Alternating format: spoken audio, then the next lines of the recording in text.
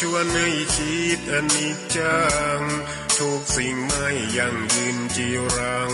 ย่อมผุพังตามกาลเวลาจะฝืนให้ยั่งยืนจนสิ้นโลกาอย่าได้หวังดังปรารถนาองค์พระพุทธาท่านตรัสสอนไว้เกิดแล้วคงไม่แคล้วต้องชราแก่อาคราวแก่สมปัญญาทั่วภารามีโถมไปเจ็บทุกข์ย่อมเวียนวนมีพ้นใครๆสัตว์โลกล้วนรู้แน่แก่ใจเกิดแก่เจ็บตายหลีกไปไม่พ้นใครหลงคิดหลงผิดอัตตาว่าใจแจ้งกมลแม้นใครปลงได้คงสุขล้นชีวิตมีมองมนเกิดมาเป็นคนสมบูรณ์ดับหายเพียงร่างกายไว้ชีวาแต่กุศลผลกรรมธรรมาย่อมแปลงค่ากลายเป็นทุนส่งผลให้ทุกคนเวียนวนไม่สูญสุขและทุกข์เป็นไปตามทุนที่พวกคุณได้ก่อทำมา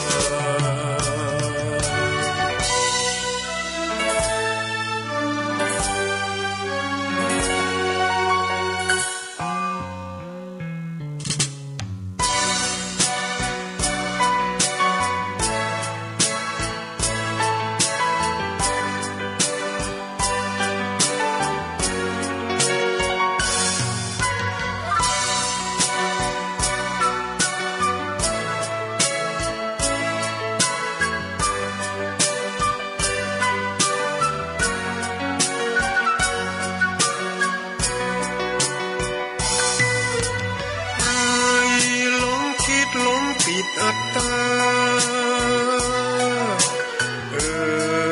ว่าใจแจ้งกมล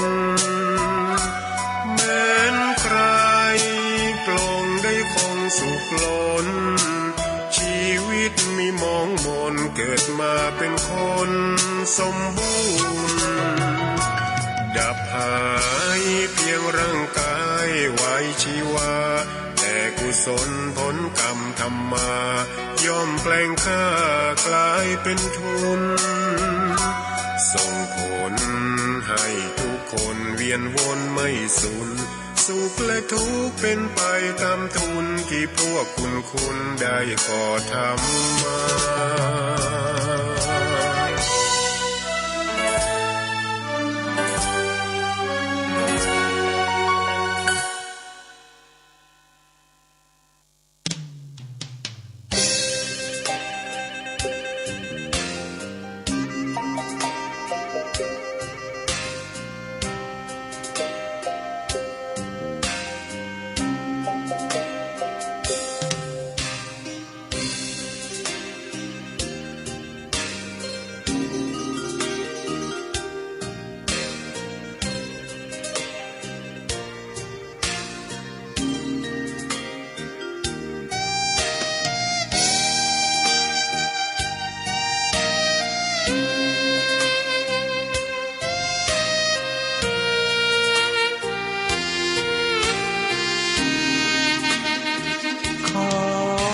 ตำนา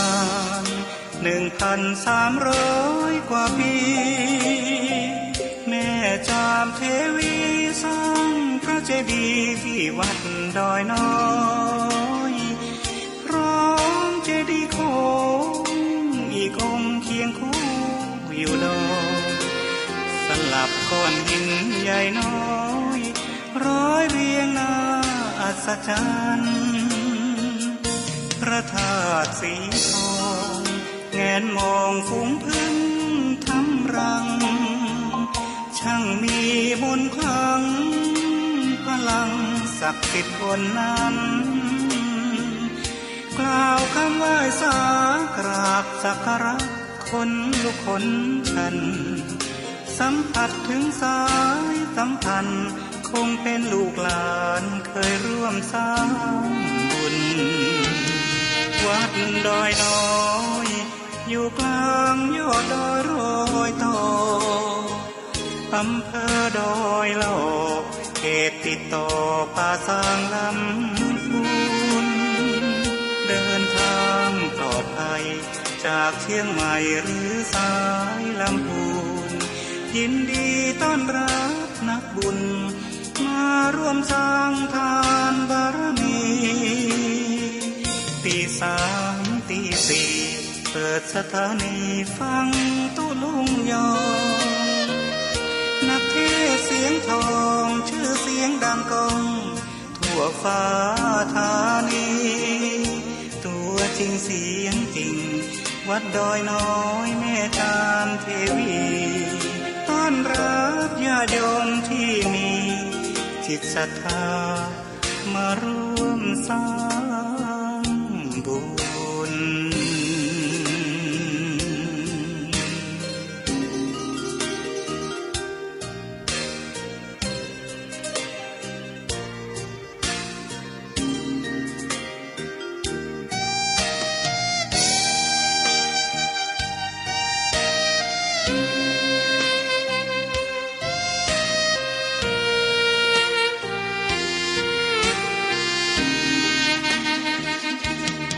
วัดดอยน้อยอยู่กลางยอดดอยโรยต่ออำเภอดอยเหล่าเขตติดต่อป่าสางลำพูนเดินทางปลอดภัยจากเชียงใหม่หรือสายลำพูนยินดีต้อนรับนักบุญมาร่วมสร้างทานบารมีตีสามตีสี่เปิดสถานีฟังตุลุงยองนักเทศเสียงทองชื่อเสียงดังก้องทั่วฟ้าธานีตัวจริงเสียงจริงวัดดอยน้อยแม่ตามเทวีต้อนรับญาติโยมที่มีจิตศรัทธามาร่วมสร้างบุญ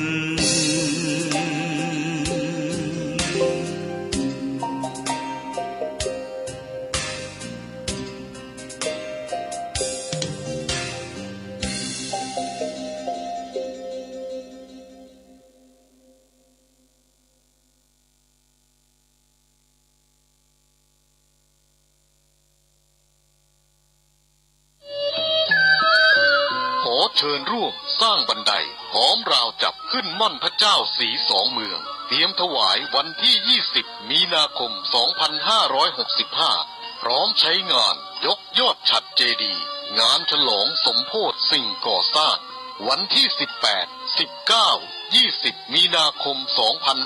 2565จำนวน49ขั้นละ 1,000 บาทหรือตามเจตนาเพื่ออำนวยความสะดวกเป็นทางขึ้นลงให้กับผู้ที่ได้มาสร้างกุศลที่ม่อนพระเจ้าสีสองเมืองทุกประการและน้อมถวายเป็นพุทธบูชาไว้ในพระพุทธศาสนาเป็นที่ทราบกันดีว่าอานิสงส์ผลบุญแห่งการได้สร้างและถวายบันไดทางเดินนั้นอานิสงส์ผลบุญ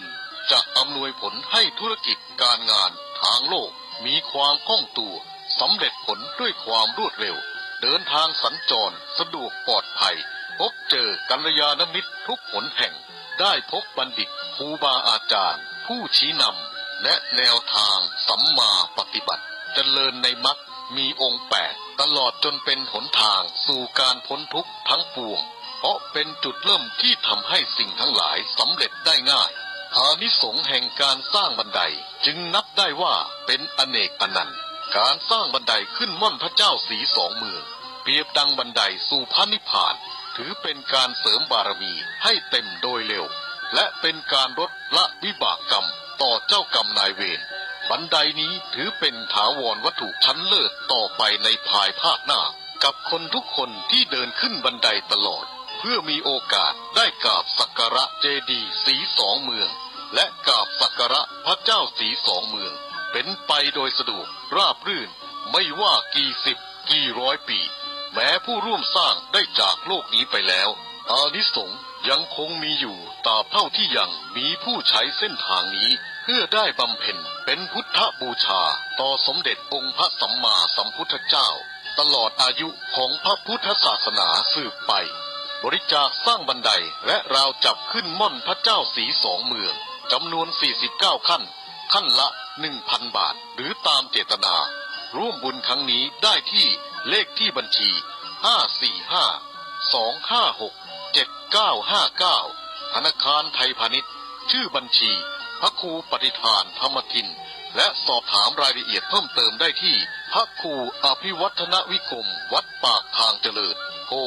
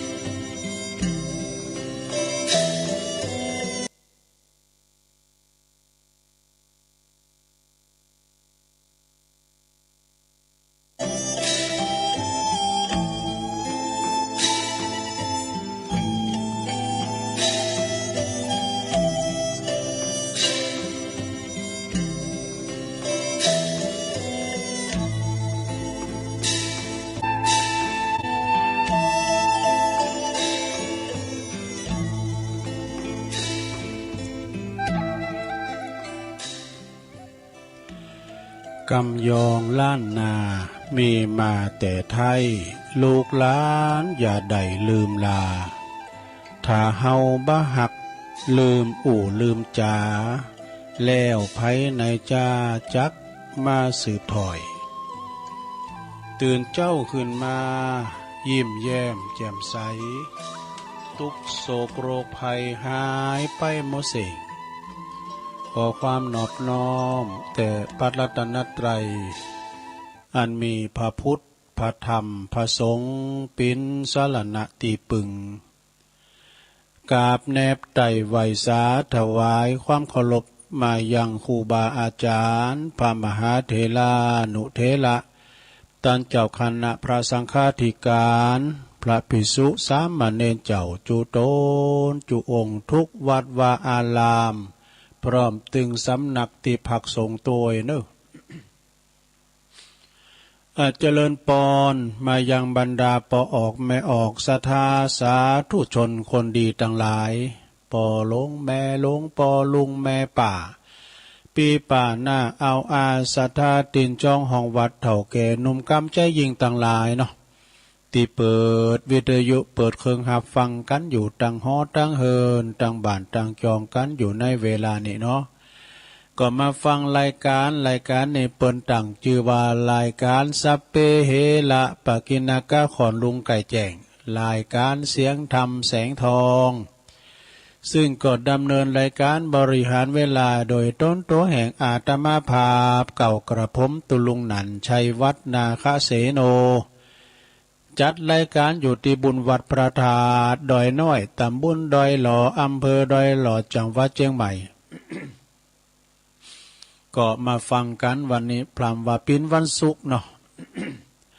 ศุกร์เอาเราเสาร์เอาหน่วยนะวันนี้วันศุกร์ก็มาพบมาปะกับอาตมาเนอะวันนี้ก็ศรัทธาญาโยมก่อนที่จะได้เอ่ยไปตังสถานีวิทยุที่เปิดมีบุญต่อโสตประสาทหูของเฮาได้ฟังกันถึงจ้องถึงบ้านตุลุงก็จะนำไหวพระ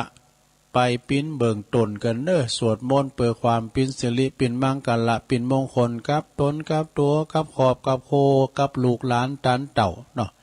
ไปเนื้อไปไต่ตังใดก็ตามนะขอให้เดินทางแคล้วคลาดปลอดภัยทุกตารางกิโลเมตรของการเดินทางทั้งขาไปและขากลับนะเอาพร้อมแล้วบอตื่นกันมาแล้วเนาะจะไหวพระพร้อมกันดังต่อไปนี้เลยอะระหังสัมมาสัมพุทโธภะคะวา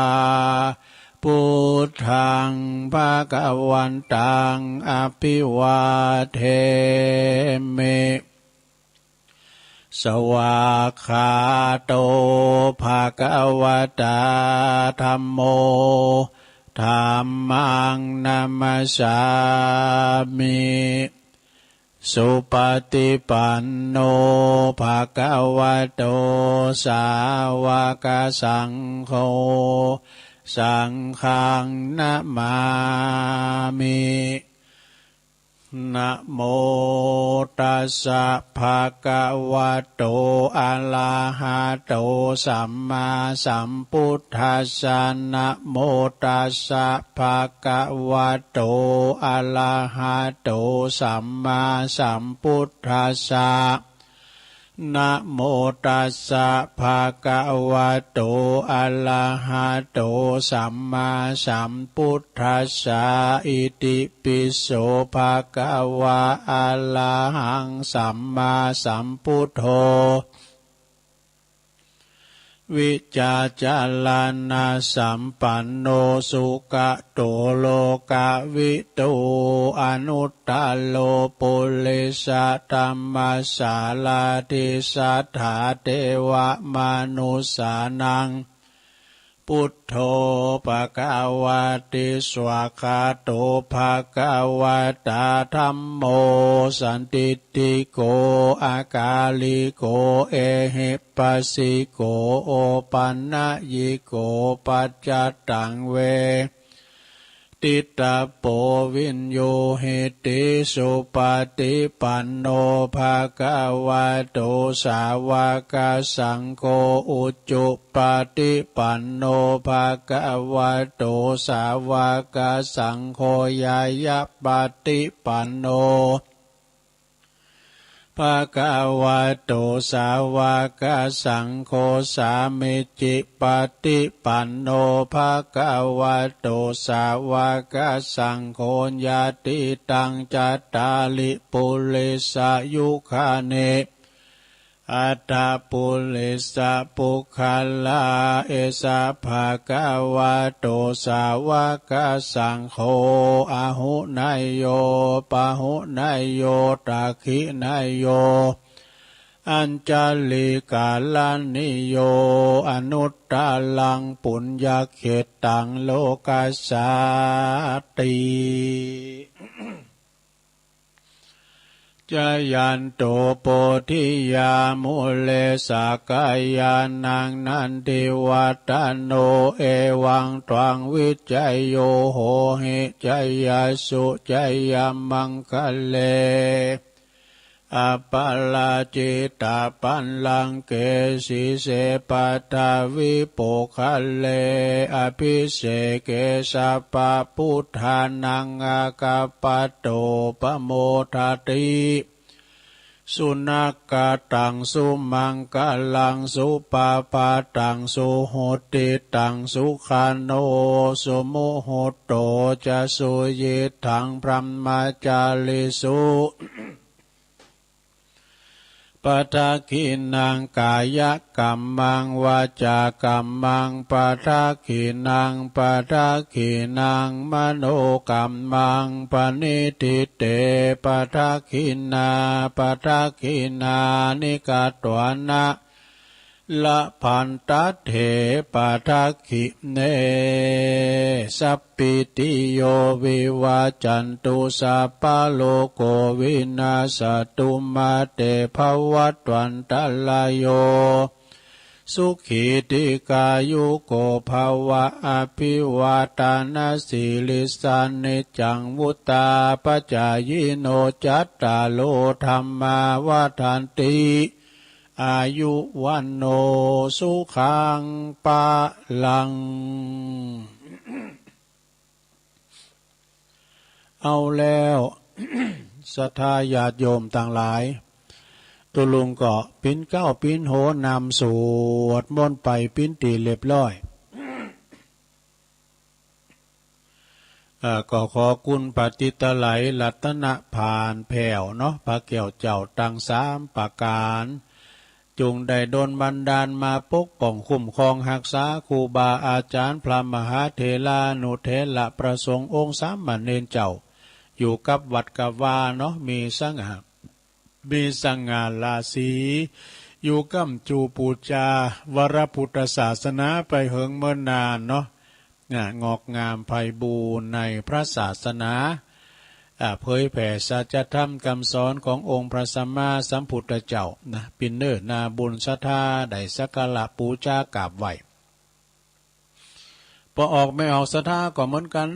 มีสง่าราศีคือมีสุขภาพพลานามัยสมบูรณ์แข็งแรงเนาะหน้าแดงแสงอยู่ปิ้นหล่มโพล่มใสของลูกของหลานปิ้นตีปรึกษาเวลาลูกเต่าเราล้านเลี้ยนเยบัดใจใส่บัดถูกกว่าแหน่น้ำเปิ้นเนาะแหน่น้ำเขา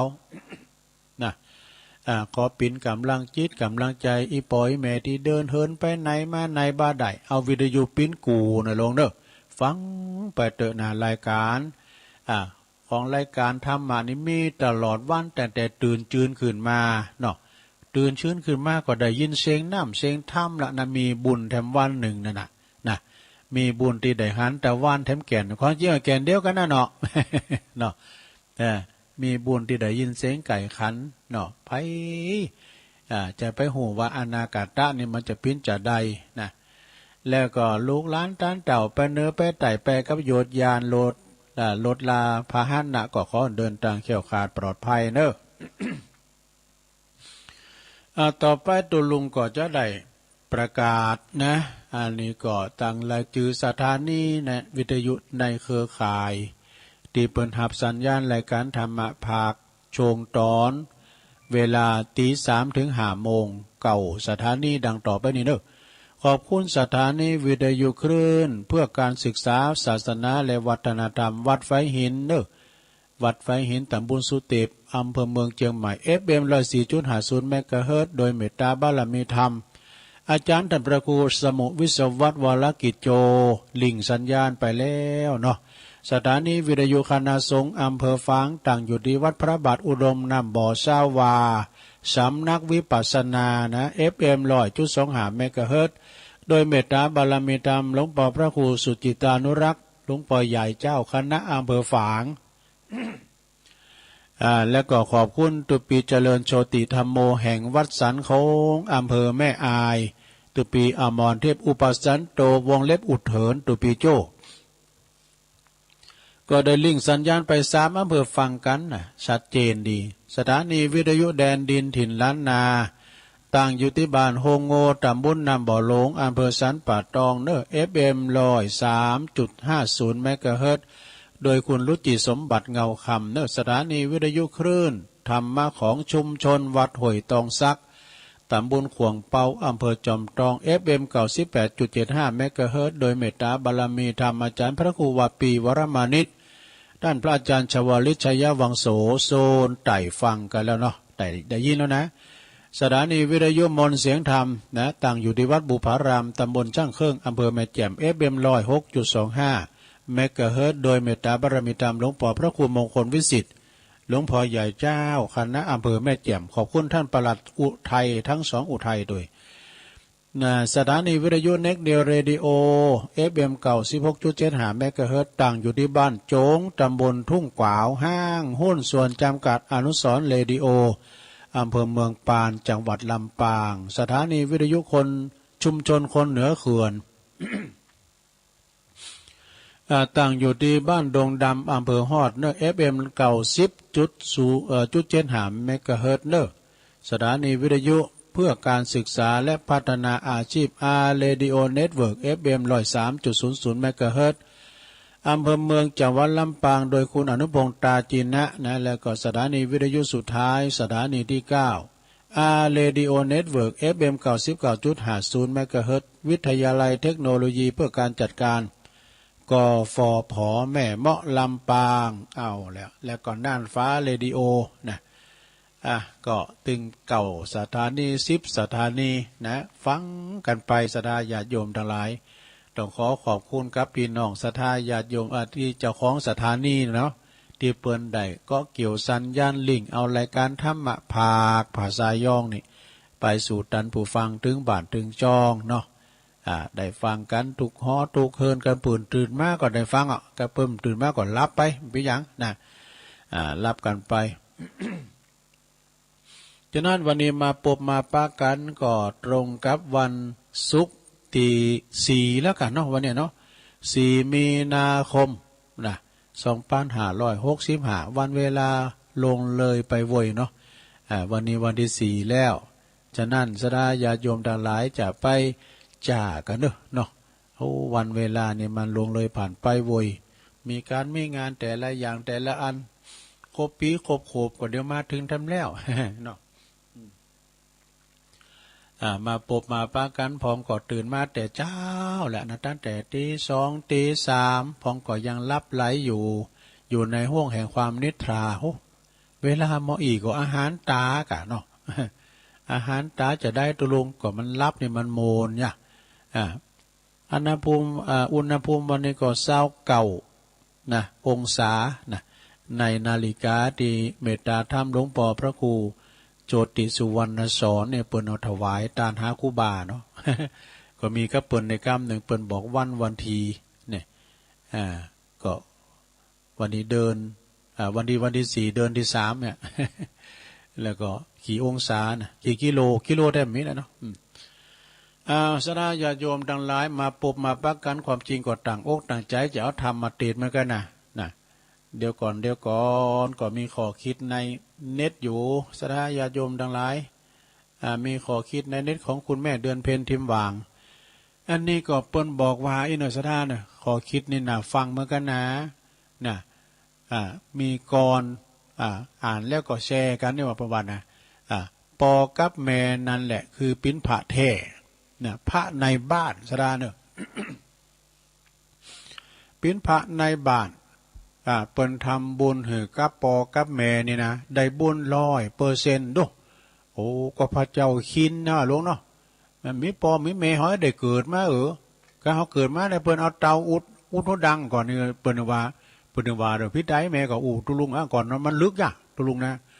กันหูว่ามึงหายเนี่ยโอ้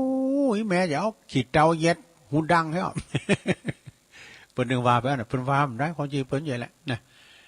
เปิ้นว่าทำบุญกับปอกับแม่ได้บุญ100%นี่แต่ถ้าทำบุญกับผู้ที่อดอยากเนี่ยซะนะเปิ้นอยากหิวโหยเอาน้ำลูบท้องไปก่อนได้บุญ 80% ก็ยังพอดีอยู่นะ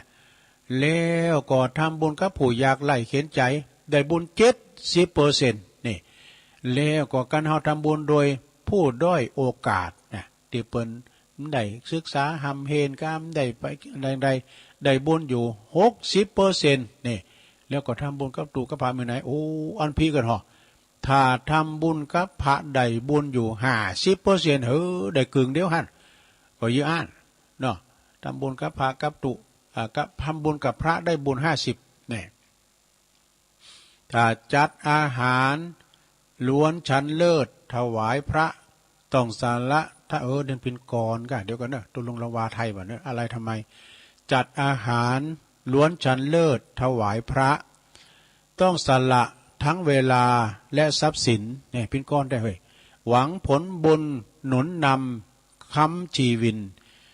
พระได้กินของดีกันทุกวันไปในพระที่นี่ก็คือพระในบ้านนะพระแท้ๆพ่อแม่เราอยู่ที่บ้านนี่ไปไม่ปอมีแม่พองพิ้นพระในบ้านข้าวสักยานเคยตักให้ท่านไหมนะอันนี้สถาญาโยมถ้าลูกตักเข่าหึงปอหึงแม่นะ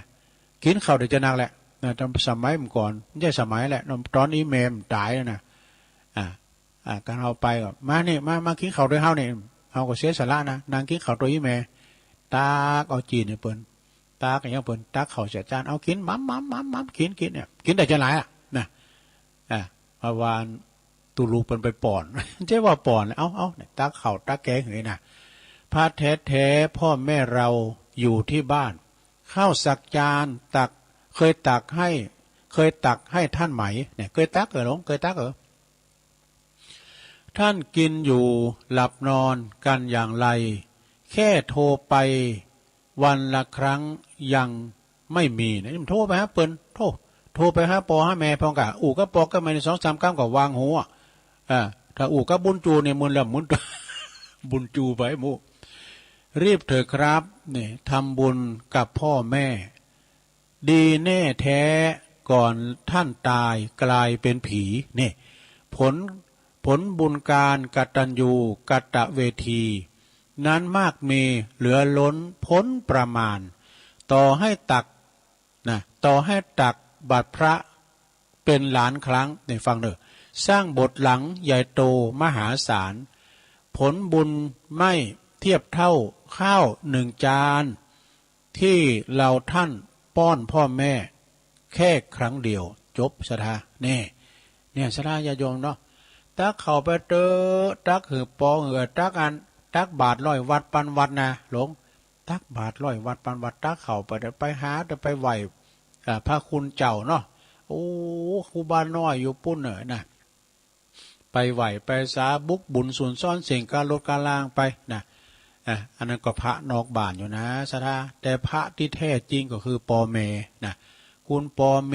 21คุณแม่เม12นะลงเนอะนะจะไปปากให้หือปอหือแม่นะไปสอนปอสอนแม่เปิ้นอาบน้ำหอดมาก่อนสอนกาตุผมถึงสอนเฮ้ยสอนแม่ฉันเมืองก็เปิ้นบอกคือสอนเนี่ยสอนอย่างสอนกดไล่อย่างกันวะ ไปอย่างอ่านได้บอกไปสอนกดลุงก็ไล่มาไล่ทำแล้วใส่ไล่วันนี้เนาะ ขอบคุณแม่เดินเพียรทีมวังเปิ้นไม่ทำบทเนอะคาถาอายุยืนนี่สถาฟังเนอะไผไข่อายุเตียงเจ้า126 ขวาษาลองฟังบทนี้เนอะกินอย่างของเปิ้นว่าตื่นนอนตี4เดินย่ำถึง4 โมงแล้วเนาะ3 โมงกึ่งอยู่ตื่นนอนตี4อย่าลุกลี้ลุกลนมึนตาลืมตากันเนาะลืมตามองจนตัวตนพ้นภัยเนี่ยมึนตาให้กันนะลงเนอะการมึนตาลงเป็นลูกนะแต่งุ่มซามไปนะขยับกายาเนี่ยขยับกายบิดข้านให้หน่อยนึงบิดเอวนะบิดเอวบิดข้านให้หน่อยนึงแกว่งแขนขาล่างกายเนี่ยบิดคือว่าขยึกขยักขยึกขยักโต้หน่อยนึงขยับไปขยับมากายาแกว่งแขนขาล่างกายอย่าลุกทันใดไปเฝ้าลุกเนอะ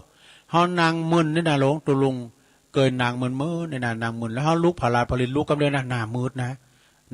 ดื่มดีตาวเนอะนะเฮาต้องค่อยๆลุกเนาะลุกหนออันแตนกินนี่ อย่าลุกทันใดให้หายมึนงงก่อนหลวงสวดมนต์แผ่เมตตาอันนี้สวดมนต์แผ่เมตตาหนึ่งสวดเจ้าก็สวดนะหลวงแม่บุญพินว่าก็เดี๋ยวจะเข้าเฝ้าพระเจ้าโดยตุลุงเนอเปิ้นเข้าเฝ้าสวดมนต์ด้วยกันทุกคนแม่เนี่ยนะแม่จันเพ่นคำโพธาเปิ้นถึงอัดเสียงด้วยกัน สวดมนต์โดยอัดเสียงด้วยเนี่ย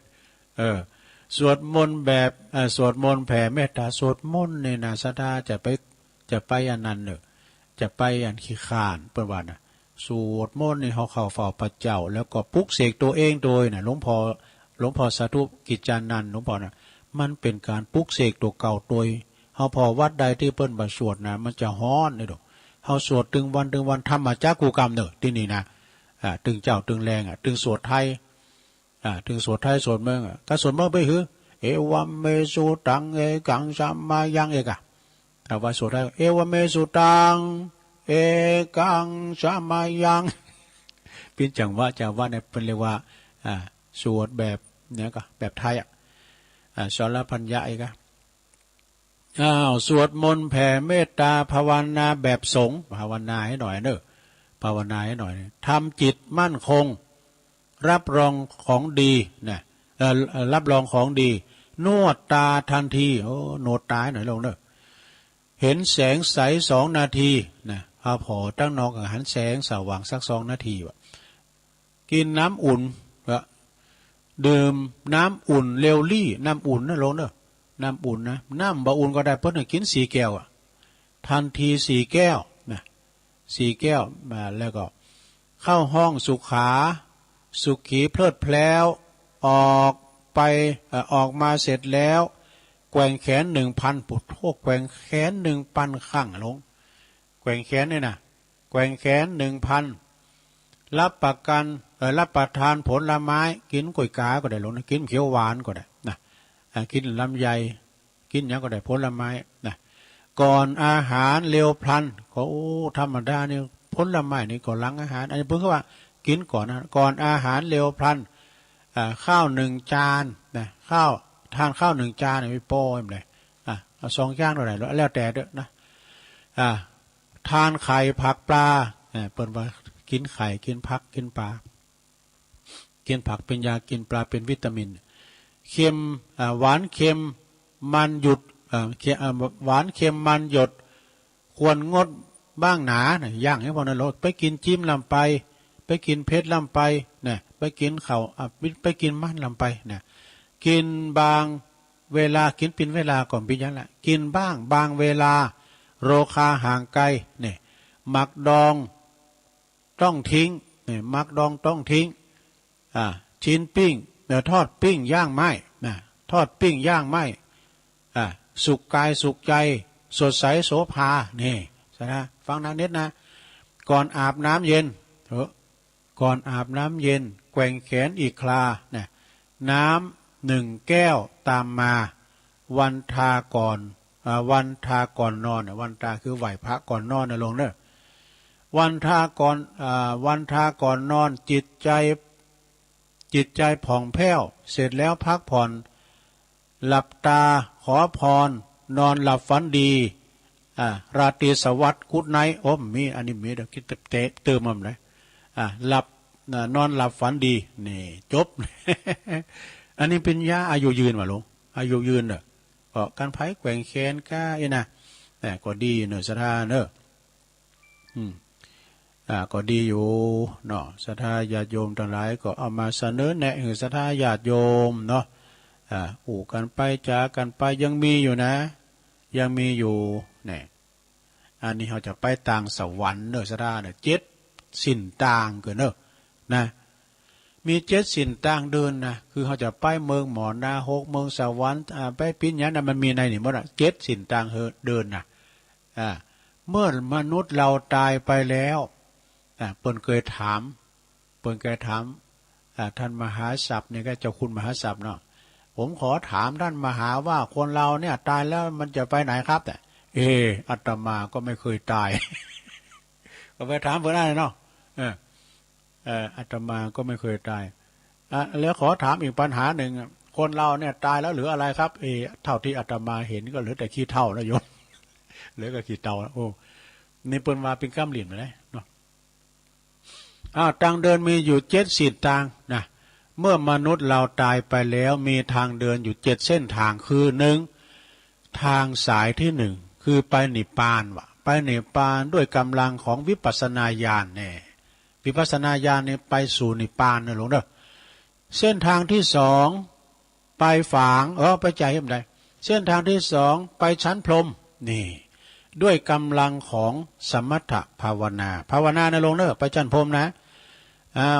เส้นทางเดินที่3ไปสวรรค์นี่ไปสวรรค์แล้วสวรรค์นี่มันจะอยู่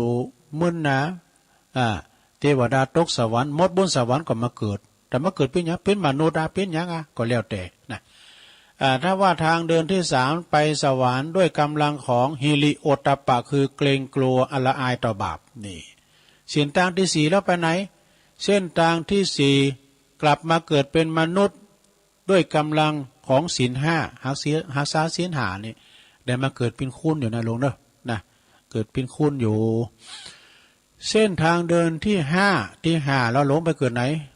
เส้นทางเดินที่5ไปเกิดเป็นสัตตลิฉานสัตว์เดรัจฉานดูด้วยกำลังของความหลงนี่ความหลงนี่ไปเกิดเป็นสัตตลิฉานเป็นหมูเป็นม้าอย่างกะนะเป็นสัตว์4 เท่า2 เท่าเส้นทางที่6 สินต่างที่6นะหลวงเนอะไปเกิดเป็นเปรตดูเป็นผีเปรตอสุรกายด้วยกำลังของโลภะคือความโลภหลวงไปโลภเนอะจะไปขี่โลภเส้นทางเดินที่7ไปเกิดเป็นสัตว์นรกด้วยกำลังของโทสะคือความโกรธเนี่ยศรัทธาญาติโยมอันนี้สินต่างเดิน7 สินเนอะฝากฟังไว้นะแล้วก็เปิ้นว่าเฮามีเงินมีทองนี่นะ มีเงินคำกำเกี่ยวก็เปิ้นว่าสูงตึกโรงพยาบาลคือโรงยานะอย่างเปิ้นว่าน่ะกำเปิ้นว่ากำเนาะก็ยามหนุ่มยามแหน่นนี่ปะกันห้องเหล่าเฒ่ามาปะกันห้องยายามเมื่อมรณะปะกันที่เชิงตะกอนมีเงินทองส่งถึงโรงพยาบาลถ้ามีลูกหลานตั้นเต่าสูงถึงส่งถึงงานเนี่ยป่าจ้านะหรือว่าส่งถึงสุสานมีบุญกุศลนี่ส่งถึงภพหน้าเนี่ยซะนะเด้อมีบุญมีกุศลส่งถึงภพหน้าจัดหน้ากันต่อไปภาวนาเนี่ยส่งถึงนิพพานว่าดูภาวนานี่นะถ้าอยากทำบุญแต่บ่มีเวลาไปวัดนี่ก็เพิ่นวัดใดอยู่ถ้ามีเวลาไปวัดไม่หลงเขาอยู่บ้านอยู่จ้องก็ทำได้นะบ่มีเวลาไปทำบุญแต่เนี่ยเพิ่นมีแต่นะแต่ยังมีเวลาหายใจอยู่เนี่ยมีเวลาหายใจอยู่ก็ใจลุ่มหายใจนั่นแหละเป็นประโยชน์จันนะนี่เป็นประโยชน์แค่ทำใจหือสงบหายใจเข้าออกภาวนาว่าพุทหายใจออกแล้วก็ภาวนาว่าโธพุทโธพุทโธไปใจๆอันนี้ก็ได้บุญมหาศาลแล้ววะนี่เป็นวานาสระพระพุทธเจ้าไม่ได้สอนให้เรามีความสุขเปิ้นใจเป็นสอนมีความสุขโดดเปิ้นสอนแต่มีความทุกข์พระองค์สอนคือเฮาฮู้จักทุกข์เนี่ยอริยสัจสี่คือฮู้จักทุกข์เห็นฮู้ทุกข์แล้วก็เข้าใจในทุกข์นั้นหาเหตุแห่งทุกข์มันเกิดจากไหนแล้วก็กลับมาแก้ไขที่ต้นเหตุที่ต้นสายปลายเหตุที่เกิดทุกข์เนี่ยกายกับใจอยู่ที่ไหนนั่นแหละปินติปฏิบัติปูจาเนี่ยโอ้เดี๋ยวกันนะถึงไหนละภาวนาอยู่ที่บ้านอยู่ที่วัดอยู่ที่ทำงานอยู่ที่โรงพยาบาลหรืออยู่ที่ไหนๆก็ตามก็ภาวนาได้ทั้งหมดทั้งสิ้นนี่โบสถ์หรือบาโบสถ์ก็ภาวนาได้นะเขาจะโบสถ์หรือโบสถ์ก็ตามแต่ว่ายังภาวนาได้เนื้อสะดาเนื้อภาวนาไปใจเข้าออกนะอาจารย์วรรณชัยอาจารย์วรรณชัยเพิ่นบอกว่าพอลมหายใจเขาเนอะพอลมจะไปหายใจคว้างเนี่ยพอลมหายใจเขาน่ะเพิ่นพอลมหายใจนะสะดาเนาะเอานี่มาวาดำกล้ามเนื้อเกินลงเอ้ยนะฟังไปรับไปเนอะเอานิทานมาเล่านี่อันนี้ก่อนเอาเคล็ดความหูเล็กๆน้อยๆธรรมโมหะเวรคติธรรมะจริงว่าเปิ้นว่าผู้ชอบธรรมเป็นผู้เจริญชอบธรรมนะโลเนอะเอามีธรรมะอยู่ในใจธรรมะคืออย่างลองฟังพอธรรมะนี่คืออย่างบุคคลหันหน้าเข้าหาธรรมะมีธรรมะปินติปึงยอมเจริญลุงเริงนี่สถาพอเดวัดว่าอารามนะการไปเขาวัดเขาว่านี่มีสังฆาราศีเตี้ยวออกวัดมาใส่สูทขาวเว้ยนะใส่สูทขาวนะโอ้ลูกเต่าเหล่าล้านเล่นเอาผ้าปกไปหืยแม่หลวงจะไปนอนวัดเนี่ยพุทโธมันโมนย่ะ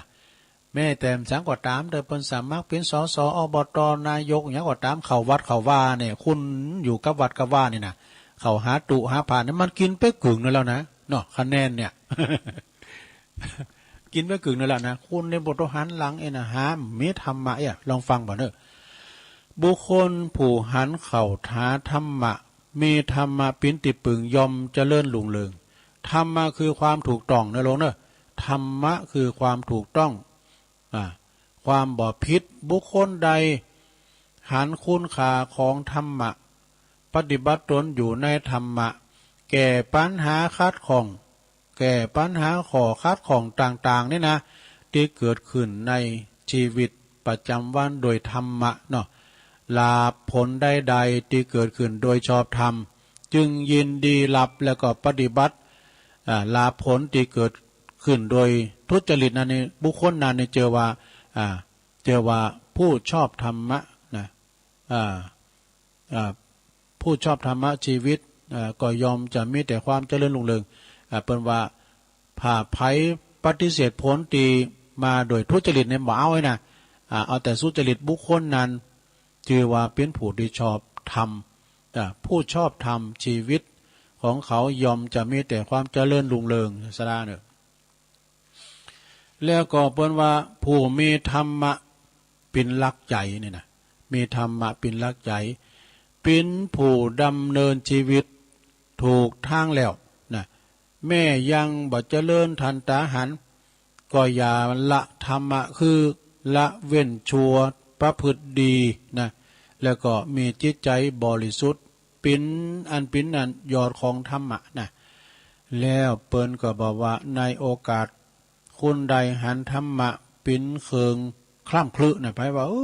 ไปวัดไปว่าเป็นเรื่องคล่ำคลึนี่นะเปิ้นว่าโบราณเต่าล้านปีเนาะบัดแต่นสมัยนะบัดจำเป็นที่ว่ากับชีวิตประจำวันเฮาเลยโอกาสนั้นความหายนะก็จะมาถึงเขาเนอะกันคือแบบนี้นะคุณบางคุณมีความหูต่างธรรมอยู่พองแต่ว่าบ่ได้ปฏิบัติธรรมตั้งข้อรังเกียจว่าธรรมเป็นของเก่าเป็นของโบราณเนี่ยคล่ำคลึปัจจุบัน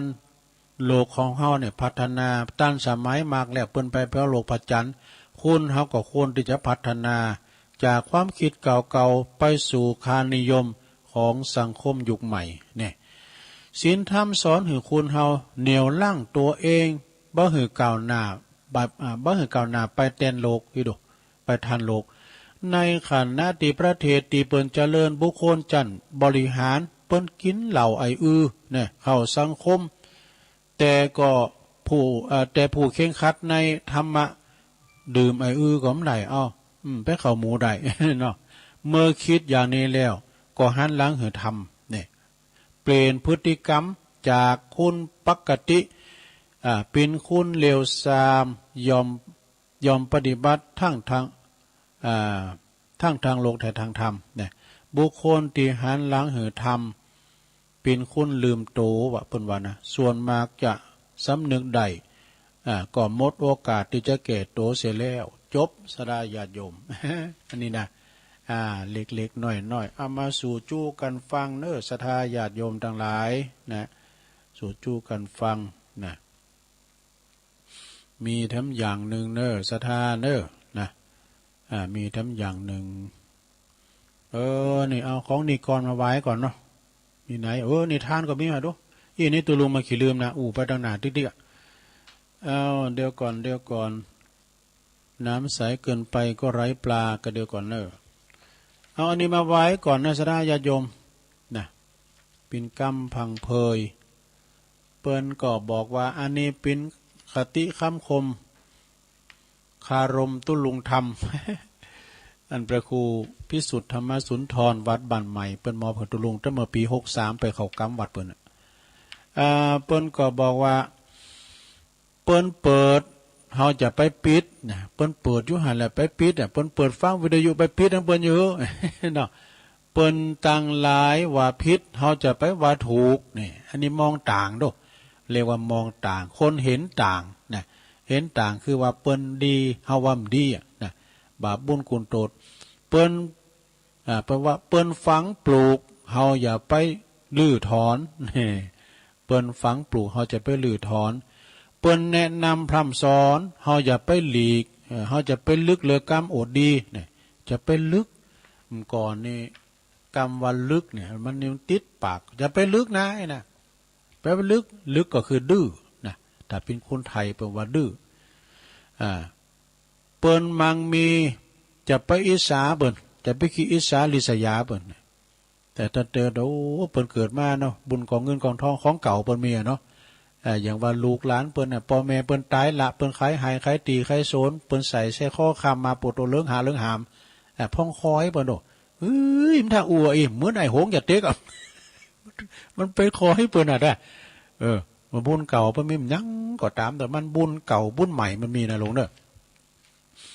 ถ้าบุญเก่ามันส่งเสริมนะอยากเด้อซ้ำเตอสามารถปิ้นปอโลใน2เตอซ้ำเตอก็ไม่ได้ปิ้นพร้อมยังก็บุญเก่าส่งเสริมนะบุญมาถึงปิ้นยังก็ตามเด้อลงปิ้นนายกปิ้นสสปิ้นอบตปิ้นปอโลแก่บ้าน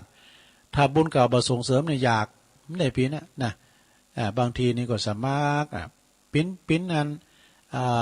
อันนี้ก็ตามเด้อนะปิ้นศึกษาหามเฮนถ้าว่าบุญเก่าบ่ส่งเสริมจบปริญญานะลุงเด้อไปถึงยอด บัดถึงสุดยอดชะกรรมนี่นะมันมีนะซะนะถ้าเจอคุณลูกคุณลำคุณรวยตัวมีพลังพร้อมพ่อแม่ทูลเห็นถึงหมดไปถึงดวงดาวชะกรรมแต่บางทีคุณยากจนลูกเต่ายากจนแต่ว่าการเห็นดีเนี่ยเปิ้นไปถึงดวงดาวเนาะ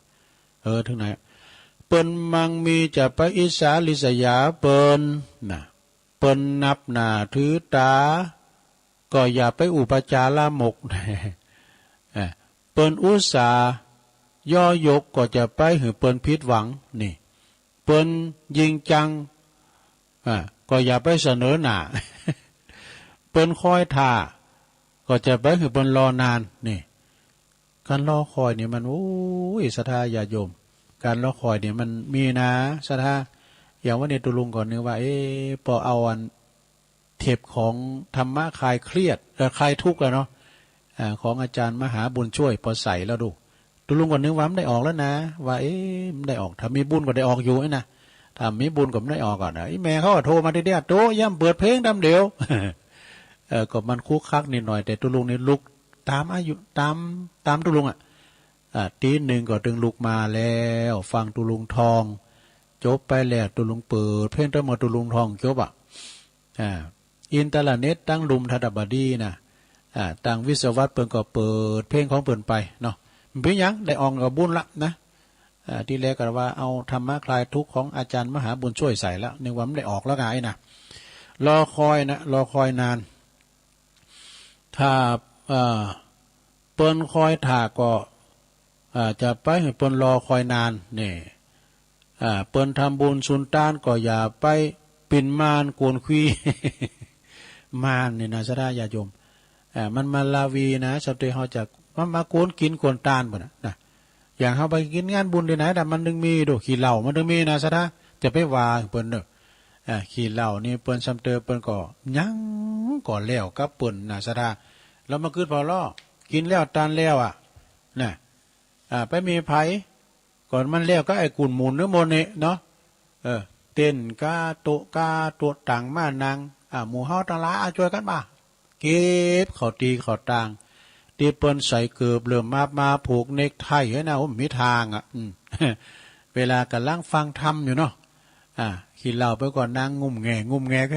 น่ะกำนั่นไปก็มีหันปอหลงไปก็มีหันน่ะแล้วก็กระเดียวโอ้นายกเปิ้นมาเนี่ยโอ้ใจไอ้ขี้เหล้านะไปเอาตู้มาก็อีมาเนี่ยขี้เหล้านั่นแล้วกำนั้นเปิ้นจะไปเอามือให้มันได้ไปเอามาให้มันได้ไปก็ต้อนรับท่านนายกจำเป็นไอ้ขี้เหล้านะเอาซอกเกาอีมันนะเดี๋ยวตัวเจ้ามาเนาะตัวเจ้ามาโอ้ขี้เหล้าถึงก่อนนะยิมอนเรื่องบนท่ากับเจ้าเลยรู้ยังนานมาแล้วนำบนไปขึ้นไปบุญเฮินบนน่ะ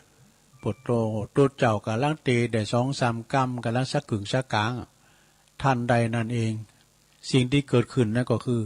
ขี้เหล้าจุกสตั้งไปซาวมาหอมกันตีปุดโทกันนั้นหอมกันลุบๆเลยขี้เหล้ามันยังหอมซาวหอมร้อย ไปวางเปิ้นเนอซ้ำเดินนะคนแล้วครับกุ่นหมุนด้วยมนขี้เหล้านี่นะไปวางเปิ้นเนาะถึงไหนเอาใหม่เอานิทานนี่กันนะลงเด้อนิทานกวางตาเดียวมันเคยว่าแล้วก็นะนิทานอีสป วันนี้ก็ที่วัดจะเตดธรรมที่วัดจะเตดธรรมก็คงจำเต้นเนี่ยก็เนาะเอากวางตาเดียวไว้ก่อนก็มึนก็แล้วนะกวางตาเดียวมีนางกวางตัวหนึ่งมันตาบอดข้างหนึ่งนะตาบอดข้างหนึ่งข้างเป็นว่าข้างใดยืนนะมันก็ยืนอยู่กินหญ้าอยู่ที่หน้าผาริมทะเลเนี่ยริมทะเลนะหลอนก็คิดว่าที่นี่แล้วจะเป็นที่ปลอดภัยที่สุดนางกวางได้หันตาข้างหนึ่งได้วินตาข้างหนึ่งไปต่างฝั่งไปต่างฝั่งพื้นดินบนต่างดินบนแล้วมันพอต่างงานทะเลมันพอกันเนาะเปิดดีว่าหลอนจะได้หันว่าต่างพื้นดินอาจจะมีนายพรานก็จะมีเสือก็จะมีหยังสัตว์ลานจะมาหันใส่ก็มันก็พอไปตั้งดินบ่ตั้งฝั่งเตียนฝั่งตั้งดินบ่นะแต่ตั้งทะเลนี่มันพอตั้งหน้าผานะมันพอซึ่งหลอนก็คิดว่า ตั้งทะเลนี่มันไม่มีอันตรายสังกอนะมันมีอันตรายอย่างแหละไอ้น่ะแต่บังเอิญมีเจ้าเจ้าป่ามงเนี่ยนะเปิ้นพายผ่านมาพอดีนะพวกเขาหันนางกวางดังนั้นแล้วเขาก็เลยเล็งสีหนาดเนาะปืน ปืนนี่สมัยก่อนประวัติสีหนาด ยิงเข้ามานะยิงเข้ามาถูกกวางตัวนั้นเลยก็ลุ่มลูหันเลยก็ก่อนที่จะตายมันก็อู่ขึ้นเริ่มมันอู่ขึ้นมาว่าข้านี่ช่างปิ้นกวางดึงโง่เราเสียจริงๆเสียนี่กะไรโมแต่ว่ากืดวัดต่างบุญดินเนี่ยจะเป็นอันตรายที่สุดหารู้ไหมว่าต่างทะเลเนี่ยซ้ำเป็นอันตรายนักยิ่งกว่าฉะนั้นเนี่ยจบสะดา เป็นมีข้อคิดนะหลวงนะนี่ทานเรื่องนี้ให้ข้อคิดเป็นคือว่าปัญหาใหญ่มักมาจากทิศทางที่เราคาดไม่ถึงนี่สะดาเนาะมีปัญหาอย่างต่างๆเขาคือว่ามันมีปัญหานะมันมาต่างทิศที่เขาบ่คือว่ามันจะมีมานะอันนี้ทำกรรมหนึ่งก่อนสะดาญาติโยมทั้งหลายเอ๋ย นี่ทำกรรม อันนี้ทำกรรมหนึ่งก่อนของนิกรใจน้อย เป็นสูงมากมือละเขียนไว้ทีเนี่ยคุณเฮาเนี่ยนะสะทายามขึ้นแล้วเนี่ยท่านหลวงพ่อท่านพระครูนิวิตศีลสังวรเป็นว่าเพลินดีๆที่สุดเนี่ยอย่าไปคิดว่าเปิ้นจะสื่อสัตว์ต่อเฮาจะมีทรยศอยู่ไอ้น่ะอย่างอันนี้ก็เหมือนกันเด้อน้ำใสเกินไปก็ไร้ปลานี่ตรงไปตรงมาก็ไร้เพื่อนเนี่ยคันหูตรงๆนี่นะมันก็บ่เอาหน้าเพิ่นนะเขาก็หนีหายกันไปนะฟ้าแจ้งเกินไปก็ไร้เดือนนี่ฟ้ามันแจ้งล่ำไปก็ไร้เดือนซับซ้อนซ่อนเงื่อนก็ไร้ใจนี่มีพร้อมเกินไปก็ไม่ดีบกพร่องกว่านี้ก็ไม่ไหวนี่ลุ่มหลงเกินรักก็หนักใจ คิดมากเกินไปก็หนักตนนี่อ่อนน้อมถ่อมตนก็เสียเชิงเข้มงวดเกินไปก็เสียคนนี่ยอมให้ทุกหนก็เสียการพอให้ได้พอก็พอดีหยวนเงินโยนกันเนี่ยหยวนท่วนทีก็พอผ่านเงียงหูหลิวตาพอประมาณสงบคำรออ่านผลงานจริงนะได้รับมาแล้วอ่านช่างเตือนใจจบ อันนี้เป็นกร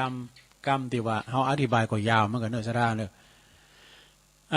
ธิบายไปก็จะยาวอยู่นะได้อ่านไปนะแล้วมันมีธรรมบทหนึ่งนะสราญาติโยมทั้งหลาย157นี่จ้ะเดี๋ยวกันเนอะพอก่อนสราเอามาเราสู่จู้กันฟังนะเราอันนี้ก็ว่าไปแล้วเนาะมัน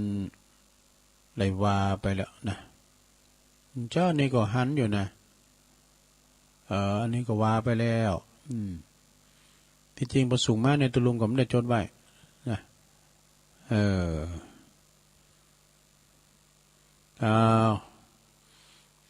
ก็เดี๋ยวอันนี้มาไว้ก่อนสดาญาโยมทั้งหลายการล่างจัดตีสี่นะสดารับกันอยู่ก็รับต่อไปปิ้นอย่างรับไปฟังไปเอาอันนี้มาไว้ก่อนมหาเนี่ยมหาแปลว่าใหญ่เนาะสำเร็จบอกว่ามหาแปลว่าใหญ่แล้วก็ท่านพระครูเป็นว่ามหาแปลว่าเคลื่อนอย่างนู้นนะมันมีหลายอย่างเนาะแต่ว่าปิ้นอันกรรมติวกรรมอู่กรรมจ้าที่ว่ามันอย่างใหญ่พอไงนะเพราะว่าตีมีแม่น้ำกว้างใหญ่ไพศาลก็คือมหาสมุทรนี่มหาสมุทรในสุดลูกหูลูกตาเนอะสดาญาโยมทั้งหลายนะอย่างมหาชนกไปก่อนไปหลุมในมหาสมุทรนะมหาสมุทรที่มันยิ่งใหญ่ไพศาลก็อย่างมหาทะเลเจ้านะกะนะทะเลนี่มันกว้างใหญ่แล้วก็มีติมมา ติมีคันติบารมีสุดๆก็คือมหาชนกเนี่ยมหาชนกมีอยู่ได้แล้วก็ที่เปิ้นเรียนบาลีสันสกฤตจุนจบก็คือมหาปริญญาเนี่ยมหาปริญญาว่ามซื้อนี่เปิ้นก็สอบรู้เขาแล้วนี่เปิ้นก็อบรมบาลีเนี่ยเปิ้นไปอบรมปุ่นน่ะดอยสัปปัญญูวัดปุ่นน่ะเปิ้นก็ไปเล่งเพลงกามสังฆาเนี่ยโอ้เปิ้นก็ไปกันสนับสนุนโดมหาปริญญานี่ต้องใช้ความจำความสามารถนะใช่ไหมใช่ความจำความสามารถมันก็จะบุญภัยบุญมันบุญเก่าเนาะอย่างตุลุงวาน่ะละอ่อนโตมอง2 ขวบ 3 ขวบเปิ้นสวดมนต์ได้บุญเก่าเปิ้นมาเนาะแล้วก็อย่างบางตุนบางองค์เป็นทรงปาติโมกข์นี่หรอตุลุงก็มาหันว่าเปิ้นทรงปาติโมกข์นี่นะต้องสวดปาติโมกข์นี่นะซะนะได้หมดน่ะแต่วัดพระธาตุโดยเนาะตำบลดอยหล่อเขต1เขต2นี่ก็มีท่านอาจารย์นาทีกตปุญโยนะตัวปีนาทีนี่เปิ้นก็เป็นลูกศิษย์ของหลวงปู่เปิ้นเป็นไทยอะไรทำไมด้วยนะกำลังได้ย่ำถึง10 พรรษาเด้ก็ฮะเปิ้นตองได้ตั้งมือหมื่นแล้วเนี่ยโอ้ตึงนับถือแต่นะขนาดรับตาว่าแต่เปิ้นมีตัวทานอยู่ทั้งลุมด้วยนะการพิษเปิ้นก็บอกมื้อน่ะก็ขนาดว่าเฮาสวดเนี่ยนะซะสวดธรรมดานี่ยังพิษอยู่นะสวดมนต์ก็สวดหยังต่างๆเนี่ยเปิ้นในรับตาวานี่ปุถโธเฮานางเนี่ยปีนไปเป็นมา2 เตือกันเด้อส่งปฏิโมกข์เปิ้นสวดเต็มนะซะอันนี้บุญเก่าเพิ่นมาเด้อซะเด้อคุณเดินพยาหมอกามสังฆาบ่ย้ำได้อันนี้เปิ้นได้โอ้เป็นบุญแต่เหลือเฮาสวดอภิธรรมให้ได้ยังสลัมอยู่ สวดอย่างนี้นะฉันเตอก็สวดกันลงกันหลายธรรมจักรเนี่ยถ้าเห็นนำก็ว่านำได้ก็อาศัยเน้นมันดังแล้วเฮาก็ว่าไปเดี๋ยวเขามันผ่อนหนังสือของย่าเฮาก็ตุยตายลุยลายตัวเขาไปนะมันถึงได้นี่เนาะมหาปริญญามหาปริญญาเนี่ยปริญญาเอกนี่มันก็ถ้าว่าเป็นเน้นนี่เป็นมหาไอ้น่ะถ้าตั้งแต่เป็นเน้นไปเห็นตั้งประโยค1 2ไปจนถึงเก่าไอ้น่ะจบก่อนที่จะถึงอายุ20น่ะปุตโตเป็นนาคโลงเลยน่ะโลงเนาะเป็นนาคโลงก็คือหมายความว่าเป็นผู้ตีพระเจ้าอยู่โหเนี่ยเปิ้นจะเป็กเป็นจะโบสถ์นี่อีโดมหาต่อไปล่ะที่เฮาควรศึกษาเราเรียนก็คือมหากาพย์นี่กาพย์เรียนมหากาพย์นี่เอากาพย์นะก็ฮะเนาะเอากาพย์นะก็กาพย์ก่อนที่เฮาเปิ้นจะเตทำมหาจาดเวสสันดรจาดกเนี่ยกาพย์มีหลายอย่างนะกาพย์มัทธีกาพย์ศีล5กาพย์สิทธาตนะกาพย์9กาพย์ปลายนะกาพย์กลางก็มีนะสะดามใจกราบนะอันนี้กาพย์ลูกกาพย์ธรรมนะโสนันตุ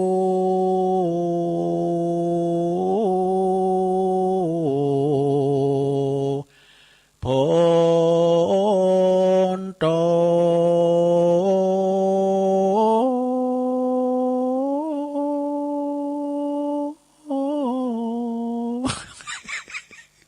ไม่หายยื้อหลงเป็นแย่มหน่อยด้วยผมเนี่ยโอ้หิมตายเอาถึงไหนคือมหากาพย์เนี่ยมหา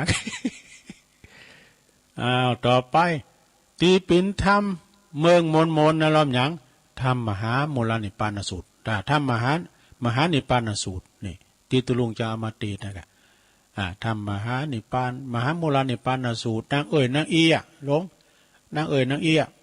ที่มหาเศรษฐีถึง2 โพเมนะบนตายไปอยู่ป่าจ้าบุญไปทะลงตุกขเวทนาปิ้นเปตวิสัยมีเสือผ่าโคใบทะลงมีอาหารการกินโอ้ก่อนเขาก็กินเต้ตานเต้อยู่ฮื้ออย่าได้มาทะลงตุกอยู่ในอยู่ในป่าแฮวอยู่ในสุสานป่าจ้าไปเข้าฟันนางนางอีลูกนางนางอีก็ไปปรึกษาหารือกันนี่กะไปถามเปิ้นโอ้สู่ย่ำตานทำขึ้นมานี่ทำมหาวิบากนี่ อันนี้ทำหยังกะทำมหาวิบากนี่ถ้าเป็นก็เป็นโว้ยถ้าหายก็หายโว้ยอีกอะกรรมทำขึ้นมาต่องย่องโผบนทำเนี่ยมึงเอายามหานิคำก็ทำมาบนหรือสูนกะทำมายังทำมหาวิบากนะมึงใครกูตายกะ อันนี้นอกเรื่องนิดหน่อยเนาะ ทำมหามูลนิพพาน แล้วก็เปิดเวลาสงฆ์พิธีจบสูตรนั้นก็คือเปิดเพลงมหาฤกษ์มหาชัยเนี่ยหลวงวันนั้นไปวัดดอนไก่แจ้เนาะที่จอมตองเนี่ยนะเปิ้นก็จะมียกยอดชัดกับบรรจุประทาดกันเนี่ยเวลาเปิ้นยกยอดชัดในนาสระสี่อย่างนี่มันจะพร้อมกันหมดที่มันฟังไผ่เนาะกันว่าจอฟ้ากายอดชัดกาขยับเลยนะกำเดียวอ่อนละครูบาอาจารย์ก็เจริญชัยมงคลคาถายันโตโพธิยามูเลสากยานังนันดิวัตโนยนะก็เดี๋ยวหมูจีบอกไฟละตุ่มตั้มประตูไผ่ฟังไผ่จิ้มทบกันปวดปันลูกนะก็เดี๋ยวก็ไอตีกล้องลันละครั้งก็ใส่อุยตีไปติ๊กอุยลันละครั้งติ๊กดังถึงจันอินจันพรมเดี๋ยวเพลงมหาฤกษ์มหาชัยเอาแล้วจะคือว่าเพลงมหาฤกษ์ชัยหลงหัวเพลงมหาฤกษ์มหาชัยแตนอธิบายหมดเนี่ยสดาเพลงมหาฤกษ์มหาชัยแล้วก็ตีปินวันสำคัญของชาวไทยก็คือวันมหาชัยมงคลเฉลิมพระชนมพรรษานี่เอาไอ้ดีกันนะโยมเนาะความจริงมันยาวอยู่นะม่วนงานสันแล้วของอาจารย์บุญเพลินยาวิชัยนะเปิ้นถวายตุลุงล่ะตอนนี้ไปตุลุงขอเวลาสักน้อยจะประกาศข่าวสารงานบุญก่อนนะสดาญาติโยมทั้งหลายก็เดียวกันเน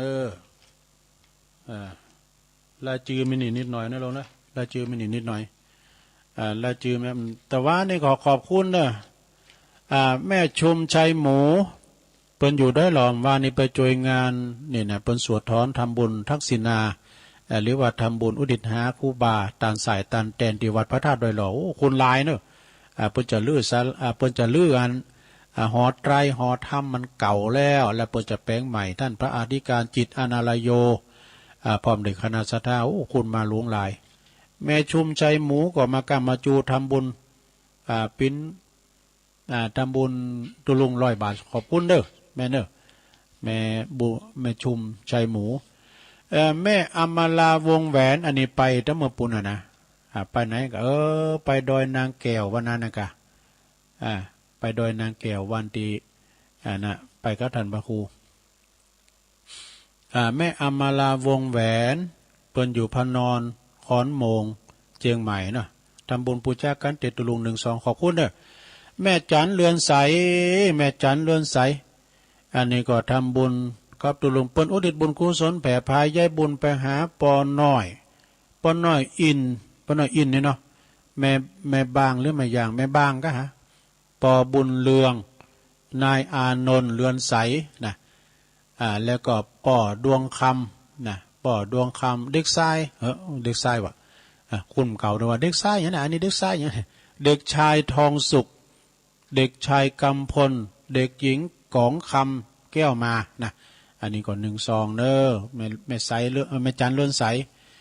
แล้วก็แม่เดือนเพ็ญทิมวางบ้านน้องหาน้ำบ่อลงแสนปัดตองทำบุญกันเต็ด12เนอะอันนี้ปอเล่งบุญทันไม่ได้ยินก็เปิ้นอยู่แม่พลิกวังเหนือปุ่น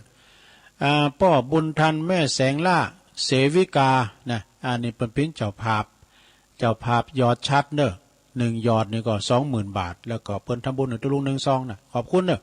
ปอเล่งบุญทันแม่แสงล่าเสวิกาวันนั้นก็อยู่ก็วันคำลงชั้นเพี้ยนแล้วตุลุงก็ปิกมาก่อนปิกมาก่อนแล้วก็แม่ทองคำพรหมมินแม่ทองคำนี่เพิ่นอยู่อินแต่ขินแม่แตงปุ่นนี่ก็หอมกันเต็ดแม่น้อยแก้วพรหมทะแม่น้อยแก้วพรหมทะอยู่หนองโบเวียงป่าเป้ากันเต็ด12ขอบคุณเด้อป้อบุญเนี่ยแม่บุญเถาน่ะหนองบัวก็ปุ่นน่ะกะเวียงป่าเป้ากันเต็ด12แล้วก็แม่จีรพันธ์โมป้อพี่น้องบ้านไกลทั้ง12อันนี้ก็เป็นและจีรนามที่เปิ้นได้หอมมาเนาะอันนี้เปิ้นหอมทางปุนเด้อหอมทางอัน ดอยนางแก้ว ดอยนางแก้วก็มีคณะของแม่น้องกับเพื่อนคือเป็น อยู่ปุ้นครับคุ้นเถ่าตังโบกก้างสันกำแป้งเปิ้นน่ะหอมกันเตดมาเนาะโอ้ขอบคุณเด้อขอบคุณหลายๆแม่น้องกับเพื่อนนะแล้วก็มีป้อมมะลิแม่บัวลอยนี่เปิ้นอยู่บ้านป่าแต้นเมืองจีปุ่นน่ะทำบุญสร้างบันไดพระศรีสองเมือง200 บาทนี่เปิ้นโอนตุลุงบอกเบิด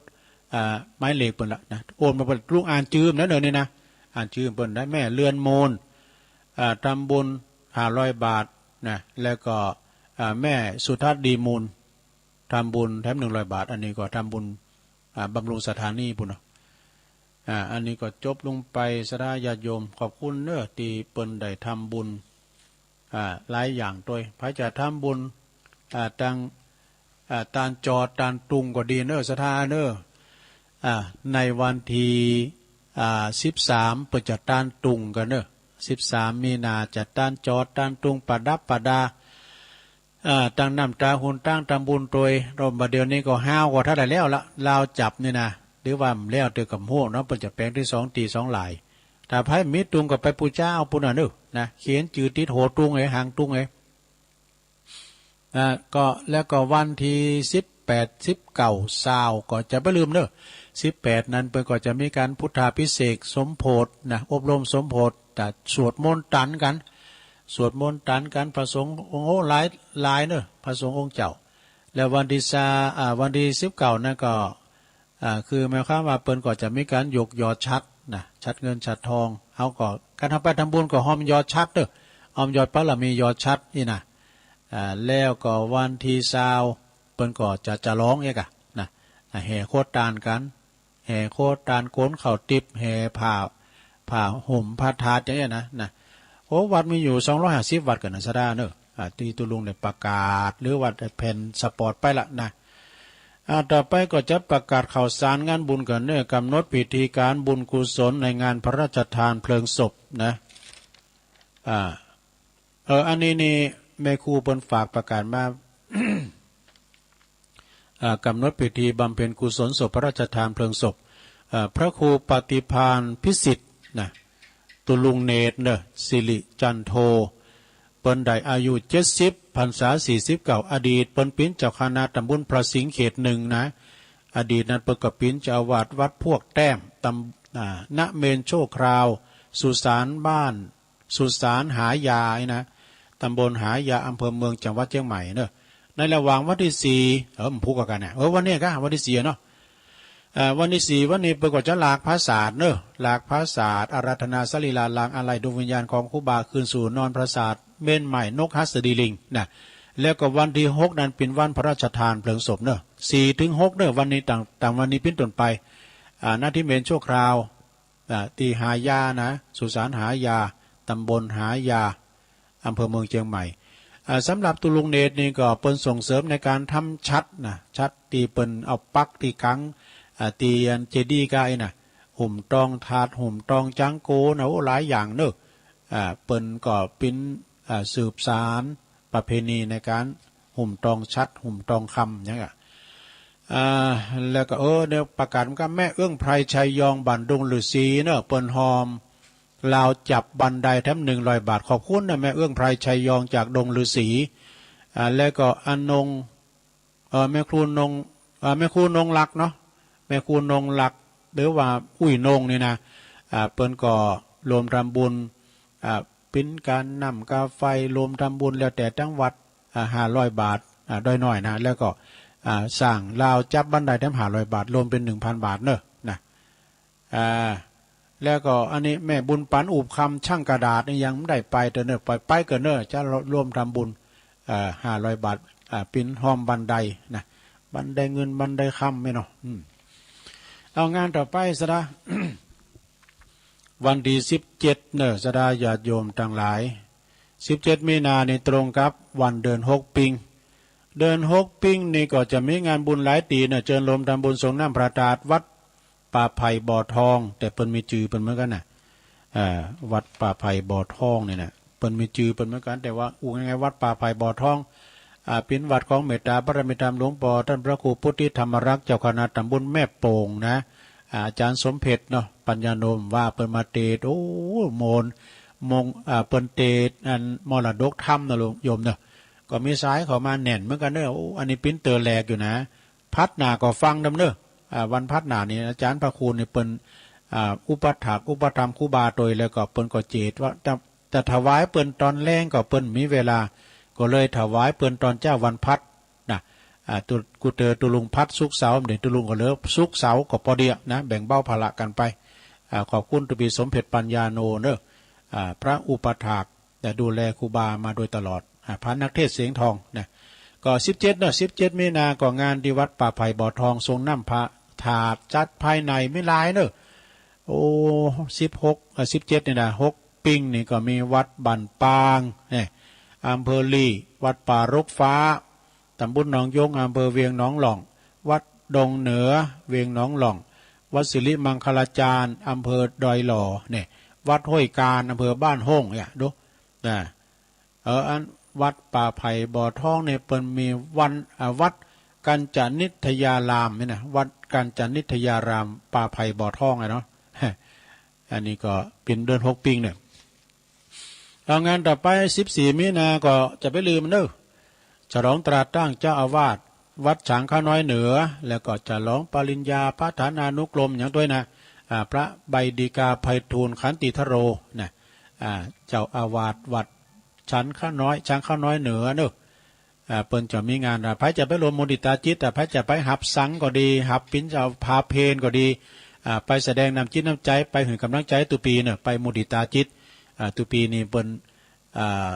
ช่วยเหลือสังคมหลายอย่างนะบริวารลูกเน้นไปก่อนนักนะนำพริกตาแดงแจกนะแป้งเข้าไป มีเครื่องเสียงเวลามีการไม่งานไต่ๆเนื้อเอาเครื่องเสียงไปจอยเปิ้นได้ยศได้ตำแหน่งก็เอาผู้ไปจอยเนี่ยได้กุอย่างนะตัวปีทูลเนี่ยไปดังพี่น้องตั้งปุนด้วยเนื้อทาชมพูทาชมพูพี่น้องตะปุนก็เอาโฮงตาลมาเดี๋ยวมากันหลายๆเด้อทาชมพูนะเปิ้นหับเสียงได้อยู่ท่านดร.2พลิกดวงนะมาช่วยกันช่วยตัวปีทูลเขานะวันที่16ถึง21นี่ก็มีนางานออกเป็นพระราชทานเพลิงศพนะในพระครูวรวัตรวิบูลย์ตุลุงบุญครูบาบุญกตปุญโยอดีตเจ้าวัดน้องหอยตำบลป่าสร้างอำเภอป่าสร้างเปิ้นได้อายุอยู่76พรรษา43เปิ้นได้ละสังขารไปในเมื่อปีแล้วเปิ้นจะทำบุญวันที่16นี่ก็ลากพระศาสตร์21นี่ก็วันพระราชทานเพลิงศพอันนี้ก็ท่านเจ้าท่านพระอธิการดิเวศตุปีเวศนี่เปิ้นก็จบปริญญาแล้วเจ้าอาวาสนะก็ปิ่นเก้าปิ่นก้านโดยศิษย์กตัญญูเนาะแล้วก็ตั้งปหลงก็ดีสทก็ดีปอาจารย์ปีนานเช้านะใจเมืองเป็นมรคนายก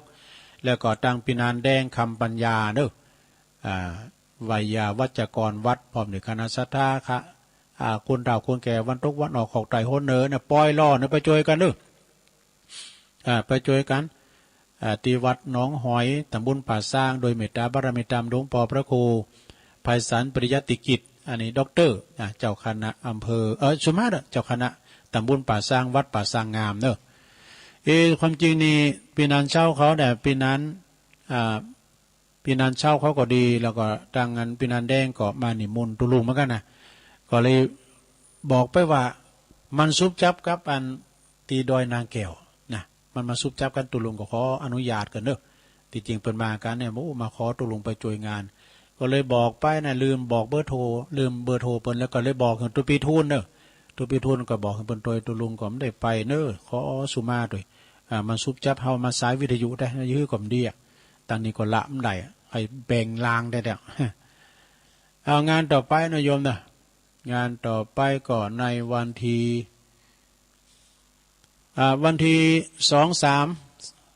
23มีนาแล้วก็4-5มีนานี่นะงานประชุมเพลิงศพท่านพระครูธีรพลสันต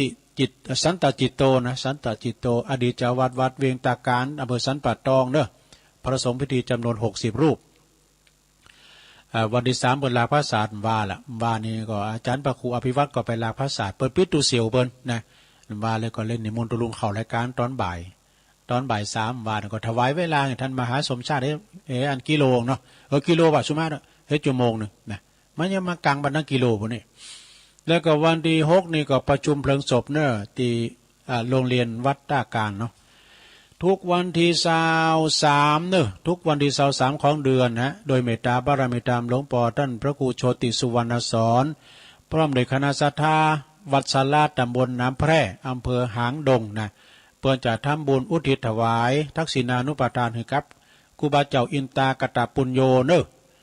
วัดสลานะเปิ้นก็จะมีทุกวันที่23ของเดือนมีเจ้าภาพเพียบเนอะวันที่4มีเดี๋ยวอันนี้ก่อน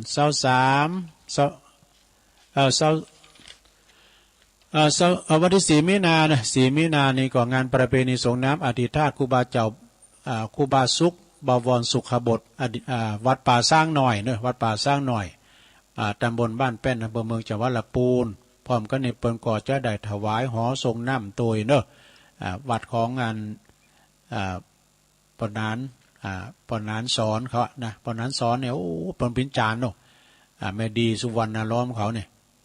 ก็ไปกินพระตาเนี่ย4มีนาเนี่ยก่อนเนี่ยโอ้ปนมีพระแข่งกองงานใหญ่เนอะแต่นี่ก็จัดภายในแล้วก็วันที่19วันที่20มีนาก็คือวันเสาร์วันติดนะที่วัดสันห่างตำบลบ้านหลวงอำเภอแม่อายนี่เปิ้นจะมีการหล่อพระเจ้าตันใจเนอะแล้วก็ตอดผ้าป่าสามัคคีเปิดอุทิศเปิดจะได้สมทบทุนในการสร้างซุ้มประตูด้วยนะซุ้มประตูวัดด้วยก็ไปกินพระตาลกันเนอะ19ณที่วัดสันห่างตำบลบ้านหลวงอำเภอแม่อายเนอะโดยเมตตาบารมีธรรมอาจารย์พระอาจารย์อำนาจอาคาปัญโยตุปีจาน้อยพิธาจารย์ได้ฝากประกาศมาเนาะแล้วก็วัดสลิติด้วยเนอะวัดสลิตินี่เปิ้นก็ครูบาเจ้าเสาค่ำซิดกุลกุฏิของครูบาสุรินโทเปิ้นก็บูรณะโบสถเนอะโบสถก็เก่าแก่มากนะแก่เปิ้นก็บูรณะเปลี่ยนจอฟ้าปั่นลุมเป็นอย่างหลายอย่างแล้วก็เปิ้นก็บูรณะซุ้มประตูด้วยนะซุ้มประตูวัดด้วยใครจะไปรวมบุญก็เปิ้นก็ไปเนอะที่วัดสลิติวัดหลวงพระครูกัลยาณธรรมนิวิทย์หลวงปู่เจ้าคณะตำบลสีเตี้ยวัดหลวงสีเตี้ยงานต่อไปก็ทุกวันที่อันนี้เนี่ยสดาเนี่ยวัดใหม่พัฒนานี่ก็อยู่ตำบลยางครามอำเภอดอยหล่อเขาเนี่ยวันที่15 เมษายนนี่เปิ้นจะมีการอบรมสมโภชองค์ประธานเนอะแล้วก็17 เมษายนนี่ก็ยกยอดชัดบรรจุหัวใจประธานนะงานบุญใหญ่เนอะจะฉลององค์ประธาน50 ปีของการต่างวัดนะท่านพระครูสถาพรพัฒนารังสีเจ้าคณะตำบลยางครามเจ้าวัดใหม่พัฒนาเนี่ยฝากประกาศมาเนาะแล้วก็ขอเชิญรวมรำบุญ5-10 เมษายนปุ่นนะงานออกเมนพระราชทานเพลิงศพ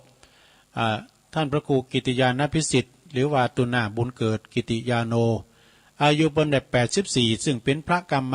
พระอนุสาวนาจารย์ตุลุงเนี่ยได้ปิ้นตุนปิ้นอุ้งกับเปิ่นนะ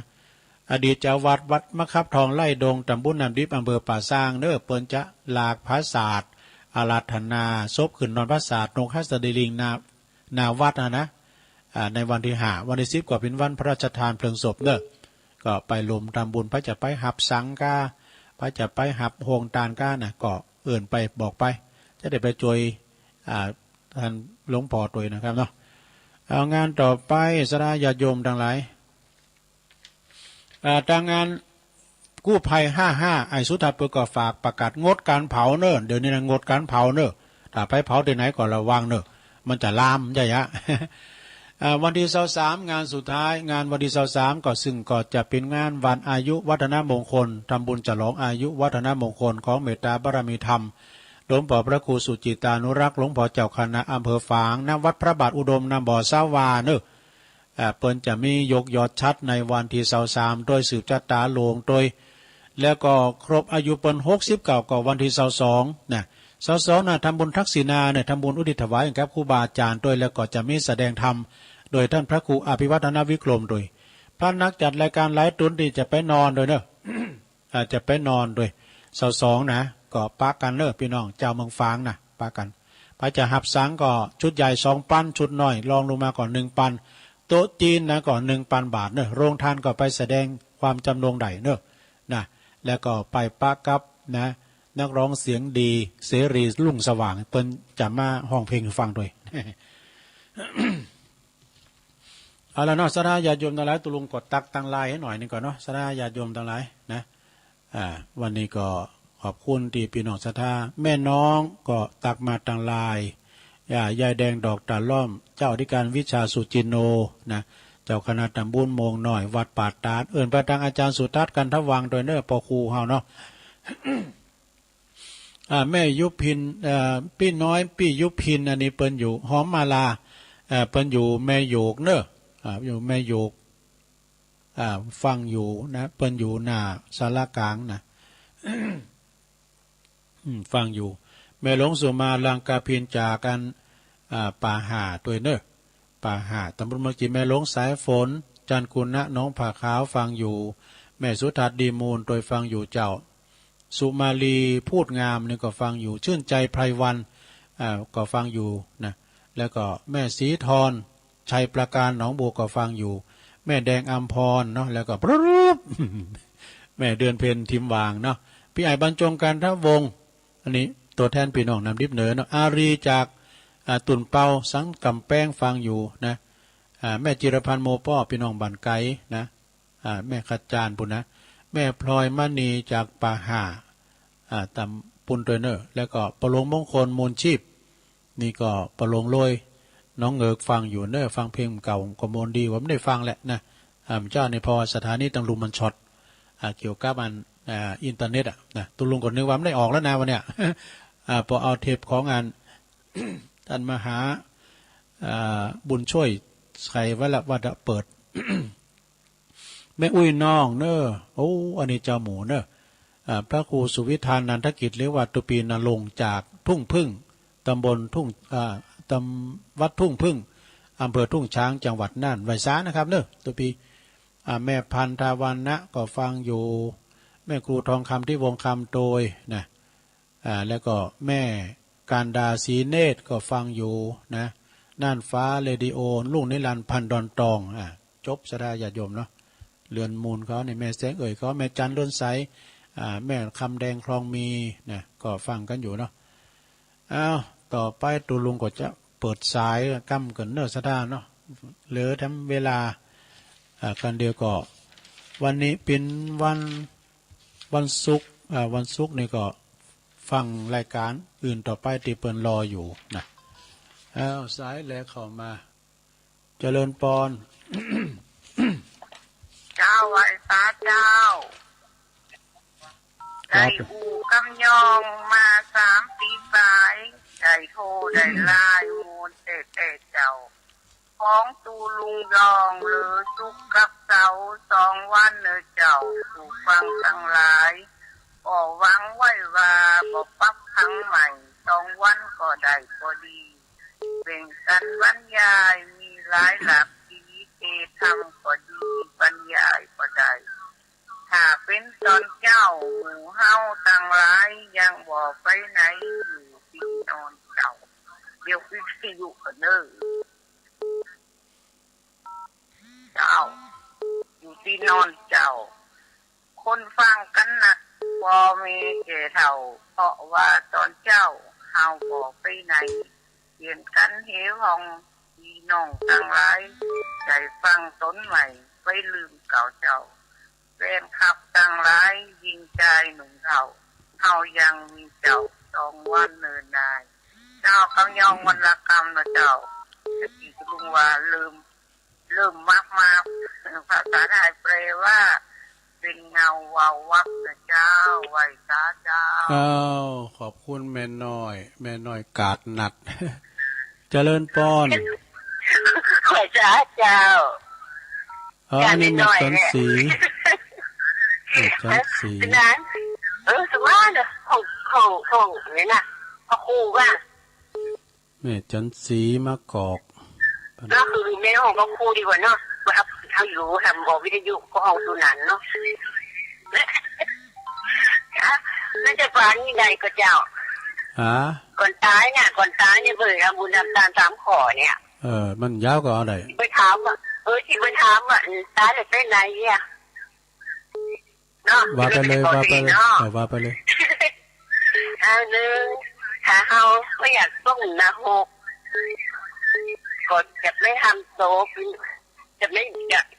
ปทำโตเป็นคนอาฆาตพยาบาท เป็นคนหันเกียรติตัวว่าตัวเองเนี่ยดีคนอื่นมาดีเป็นมดจองเวรจองกรรม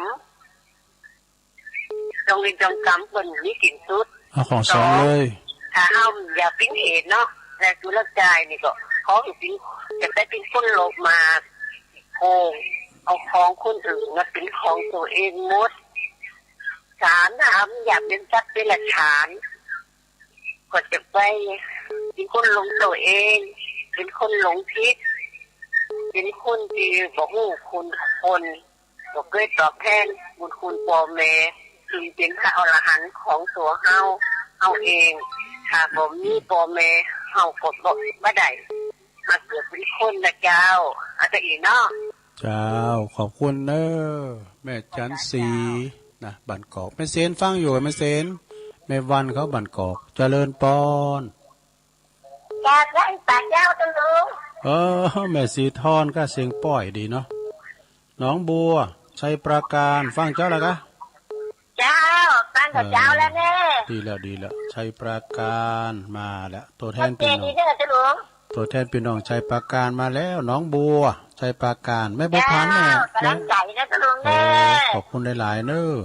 สาธุเจ้าแม่บัวพันธุ์เนี่ยถ้าลูกหล่าก็ทำตับเต้าเลยพาดพิงไปละเจริญปอนกล่าวภาษาเจ้าตะลุงอันนี้แม่สมพัฒน์เนาะแม่พินกะแม่สมพัฒน์เนาะแม่สมพัฒน์แม่ย่อยสันทรายฟังเพลงเนี่ยปูไข่ไก่ลงก็มันนั่นนะมนกะของอาจารย์วิสุวัฒน์อย่าตุลุงก็เปิดของอาจารย์วิสุวัฒน์เปิดทั้งตุลุงมันได้เปิดทั้งนั้นนะมันออก1 2 3 4 5ชัดเจนดีเนาะเจ้าชัดเจนดีเจ้าขอบคุณแม่สมพัฒน์หลายๆโอ้ขอบคุณเนอสาธุ0899555656เจริญปอน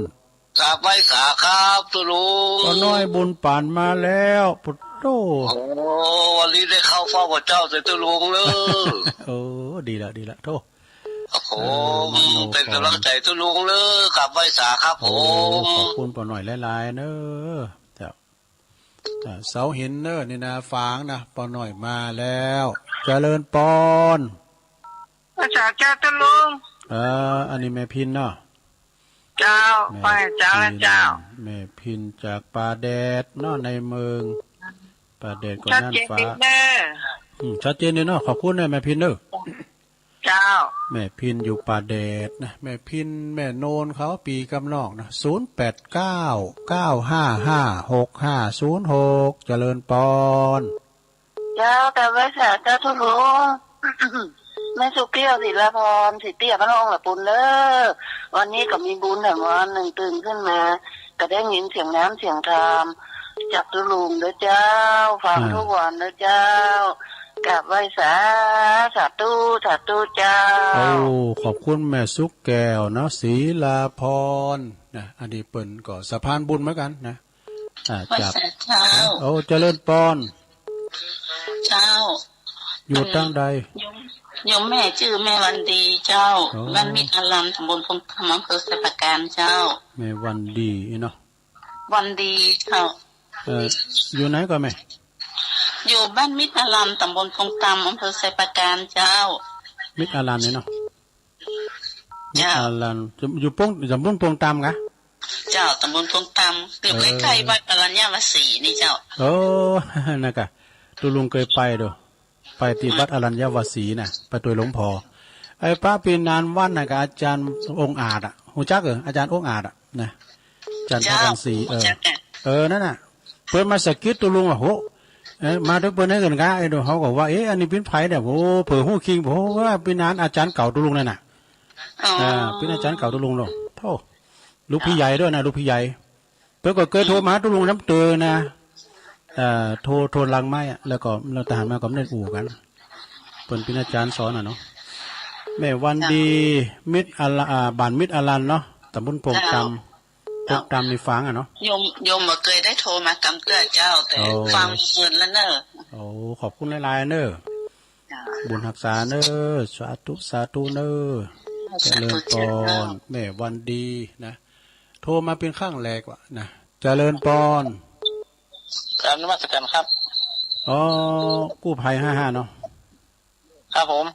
รายละเอียดมันมีนะทุกปีรายละเอียดถ้าจะเผาจริงๆก็คือแจ้งที่ปหลวงหรือว่าอบตเทศบาลนะครับเนอะได้กันจะเผาต้องนั่งเลยนะครับทุกคนไปคุมช่วยครับผมแม่นะครับที่กันนะครับน้องให้กำลังใจเนอะขอบคุณไอ้สุทัศน์เนอกู้ภัย55จากสันติสุขเนาะสาธุจะวางงดหมดนะก่อน1เขานี่ก็ซูมไฟอยู่แต่ไอ้สุทัศน์ก็ว่าปีนยังแหละไอ้นะก็ได้หื่น1แก๊สก้าเจริญพรว่าสาเจ้าตะลุงแม่เพนนะเอาว่าไปเลยแสงไฟสว่างตาแสงธรรมะสว่างใจสว่างตาและแสงไฟสว่างใจและแสงธรรมเอาฟังชัดเจนด้วยกันตะลุงเด้อขอบคุณแม่เพนเนอเจ้าว่าสาเจ้าสาธุ0899555656สามารถเน้นเอาลักครับผมกับไวสาครับนิมนต์ครับวันนี้ก็ได้คติอย่างหลายๆอย่างวันนี้เขาก็ได้ฟังกันแต่ละวันเขาได้มีโอกาสที่จะฟังธรรมกันบอกว่าจะเป็นเวลาไหนยิ่งประเดียวโอกาสที่ทางวิทยุเปิ่นก็เอื้อเฟื้อถวายเวลาเอื้อเฟื้อคือเวลาศรัทธาญาติโยมก็มีโอกาสที่จะสรรหาฟังเนอในยุคประเดียวบ่เหมือนสมัยก่อนนี่จะฟังธรรมกรรมนี่เปิดถวายเวลาน้อยเดียวสมัยที่วินานสุรพลเขาสมัยก่อนๆก็จะถวายเวลาให้น้อยเดียวแต่ประเดียวเนี่ยครูบาอาจารย์ก็ได้รับอานิสงส์ศรัทธาญาติโยมก็ได้รับอานิสงส์ในการฟังธรรมได้เต็มอิ่มเนี่ยครับเดี๋ยวนี้ก็ตั้งพี่น้องตั้งฝั่งใจประการแม่สีทอนแต่กี้นะได้ยินเสียงอยู่เนอะแม่สีทอนไปปะกันเนอะ2 3ไปปะกันเนอะแล้วก็แม่เล็กแม่เหยแม่เล็กแม่เหยก็ไปปะกันเนอะวันนั้นนะแม่เล็กแม่เหยก็ตั้งฝั่งใจประการเนี่ยแล้วก็ปอไอ้นกเนอะปอไอ้นกก็ไปปะกันเนอะวัดน้ำบ่อสาวาเนอะปอไอ้นกปอไอ้คอมนาคิดนาแสนสีมูลเนาะไปปะกันปุ้นเนอทั้ง2 3เนาะครับผมเป็นกำลังใจหลวงลุงเสมอนะครับขอบคุณหลายๆเด้อสามเณรเอาลักเพื่อก็จะไปหน่อยสถานเด้อสามเณรเอาลักก็ไปเที่ยวเดียวกันน่ะไปรถกันเดียวกันนะเจก็ไปลืมไปแม่จงดีปลอกว่าจะอ่านได้จื่อของแม่จงดีพวกเนาะพวกเจ้าก็ลืมไปได้ก็รายจื่อมันมีนี่เจริญปอนเจ้าไอ้สาเจ้าตะลุง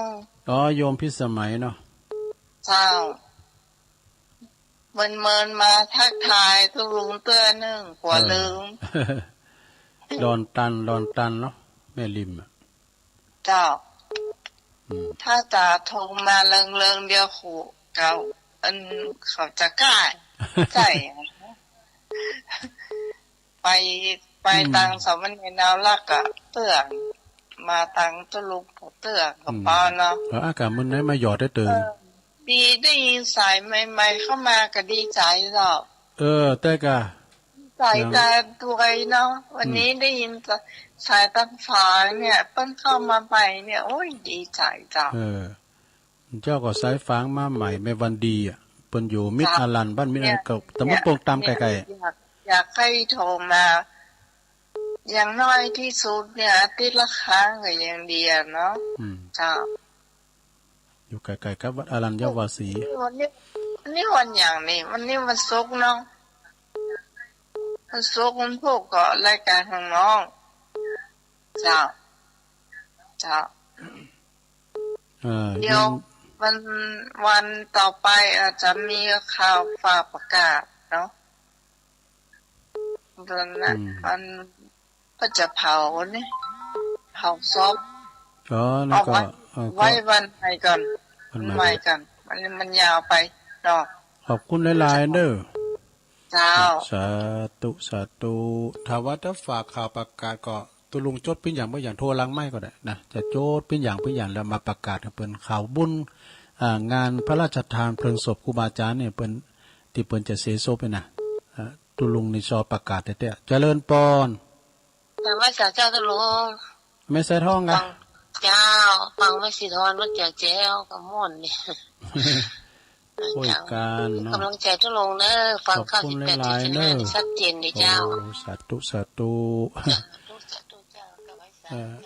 17นี่ก็เปิ้นก็งานวัดเปิ่มกันเด้อที่แม่ใส่ทองนะวัดห้วยการประเพณีว่าสาเจ้าตุลุงแม่พันเนาะ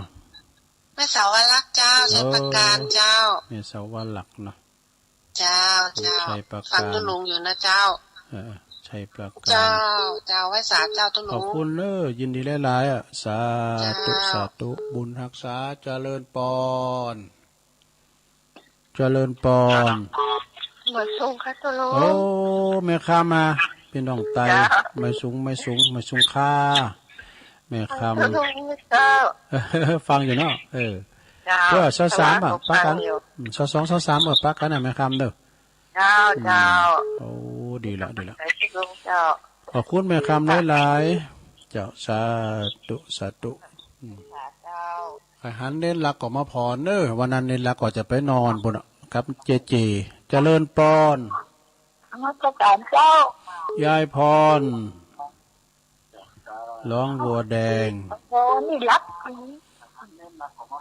ร้องบัวแดงตัวพ่อมันรักไม่ได้อ่ะฟังชัดเจนดีเนาะยายพรฟังชัดเจนดีพวกก็มาอยู่พวกก็มาฟังแถมยาบ้าหาเจนรับดีจะถามเรื่องยาด้วยรับก่อนรับไปรับดีก็ดีแล้วเนาะยินดีเนอะยายพรคิดมีแรงเบื่อก็โทรมาแถมวันนี้นี่ก็ท่านพระครูจะเข้ารายการอย่างนั้นเนาะวันนี้วันศุกร์นะวาตุลุงเตนบนเจริญปอนไว้แสกเจ้าตุลุงอันนี้แม่ใจเจ้าแม่ใจน้ำลัดมาละเจ้าฟังอยู่เด้อเจ้าแม่ใจสบายดีเนาะแม่ใจเนาะเจ้าโอ้ดีแล้วใครขอบใครโคก่อนละมัดระวังกาดจะไปตกเนอะนะคุณเข้าคุณออกมันหนักสัตว์ทุกด้วยความเป็นห่วงเป็นใยนะทุกคนเลยแหละนะจะไปประมาทกาดจะไปตกเนอะระมัดระวังเจริญปอนไว้สาครับทุกครับโอ้ปอลงวินะครับลงวินฟังเจ้าแล้วเนาะสันขี้เหล็กกำลังใจเนอะโอ้ชัดเจนเลยเนาะฟังเจ้าแล้วชัดเจนครับโอ้ขอบคุณปอลงวินหนักๆเด้อสาธุนะประดังปอเสียวใช้ด้วยปอเสียวใช้เหล็กกันทานะดงนิมิตนำดิบน้อยแม่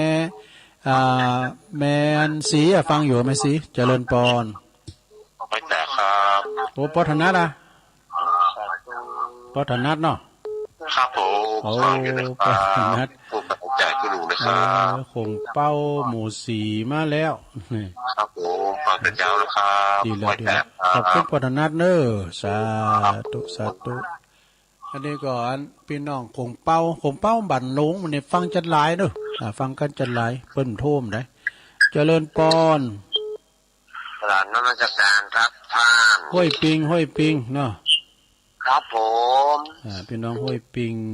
งปากกยอครับผมขออนุญาตถามหน่อยหนึ่งครับว่าตุงนี่ต้นใหญ่ก่อหรือว่าต้นใหญ่มีก่อมีใหญ่กับมีตุ้งซาวาก็มีนะเปิ้นแต่เอามาตานกันเนี่ยตุ้งก็ใหญ่อยู่กับมันก็ตุ้งปอยหลวงนะพี่นันตุ้งปอยหลวงผมไม่จะเอาจะตุ้งตรงเพไปดีแล้วเอาไปเลยถ้ามีก็ไปพี่น้องแม่แจ่มปัญญามาตานที่ท่านพระครูน่ะเดี๋ยวจัดหลายเหมือนกันแต่ต้นนี่ผมก็จะลำบากน้อยหนึ่งต้นปุ้นนี่มีอยู่ต้นถ้าแต่มีอยู่เด้อเอาตุงไปก่อนแล้วกันเด้อพี่นันเอาตุงไปก่อนแล้วกันตุ่นเพื่อแต่มีอยู่นะต้นน่าจะมีอยู่เฮาจากผ คุณนะครับกันเขาจะเอาตุ่นไปจะเอาวันกันมันไปก็อย่าไปเลยไม่แข่งบอกไฟก็กึกดึกไปอย่าจะเอาเฉพาะตุงไปนะเอาตุงไปละต้นมันไปปูเจ้าคุณนะครับอากะเนาะไปตานตุงไว้ก่อน13เด้อ13มีนาวันที่3นะครับ13มีนาครับยินดีเด้อสาธุ13นี่ตุลุมได้ไปเด้อน่ะ13ไปนอนเนี่ยไปนอนจ่วยงานตุปีทูลวัดช้างเขาน้อย14ก็นอนหาเนาะ15เบิดไปนะเวงป่าเป่าเจริญปอนไว้สาครับตุลุงปนานประเสริฐเนาะรู้ฟังดิเจ้ารับรู้จากเมื่อกี้ครับติดแล้วปนานหน้าแดงครับเนาะขมอนคืออันนี้เขาเข้าใจง่ายเนาะหน้าแดงหน้าน้อยหน้าครับนั่นครับอันเป็นวันน้ำร่ำใจน้ำใสหลังหน้าครับเนาะพวกก็ยังมาอยู่เสียงกำลังใจตั้งแต่ได้ฟังคำทั้งของผู้ที่เจ้าที่ทุนได้เสียโอ้กินอกกินใจที่เข้าขอบคุณปนานหนักๆเด้อครับกำลังใจทุนเด้อครับทุนได้อยู่ดีมีสู้รักษาความดีนะครับแต่ไปก็จะเป็นครับดึง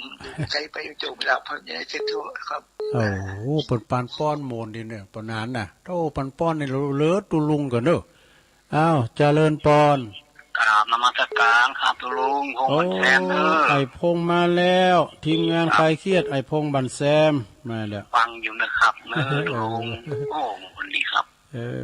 ดีละคุณยอมเหมือนกันกำลังใจตุลุงหนักๆนะครับเนอะขอบคุณไอพงหลายๆเนอะไหวสาครับสาธุนี่ไอพงบนฟังตลอดพอครูสุทัศน์ก็เหมือนกันเนาะแต่เปิ้นโทรลังไม่นะแต่พอครูสุทัศน์นะกันทวังอย่างปอลงมงคลก็มันหมุนชีพเจริญปอนไปสาเจ้าปอลงแม่หยังแม่จากลำปางแม่น้อยอุตุดีเนอฟังอยู่เนอแม่น้อยอุตุดีแม่ฟังคืนไหนทุกเจ้าเจ้าแม่น้อยฟังคืนไหนคืนบุญญาวาสเนี่ยเจ้าเพิ่นเปิดแล้วกะโอ้ดีกะเปิดแล้วเนาะเปิดละฟังจากหันไปก็ดีแล้วเนาะฟังกันไปขอบคุณเนอะแม่น้อยเนอะตุลงเฮ้ยไม่น้อยถามน้อยเนอะเป็นหมอนถามน้อยเจ้าว่ามาเหรออันจ้าว่าใส่ซองไปอันทำบุญก็บวชฟ้านี่พาเขาไปเนี่ยแต่ว่าได้บุญกับเจ้าโอ้ก็ได้ก็ใช้ตั้งเฮาลูกเนาะ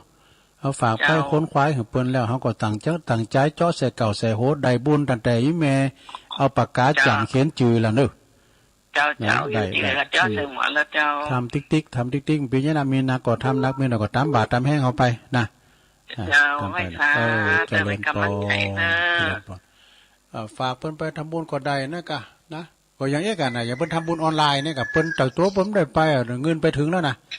เจริญปอนกลับไปสาโอ้หลวงพ่อมานิดมาแล้วนี่วันได้เข้ารายการนี่ฟังทั้งวันก็โทรทั้งวันในของเรานี่มันแฟนประจำเนาะครับตั้งตี 1 ตี 2ก็ฟังมาตลอด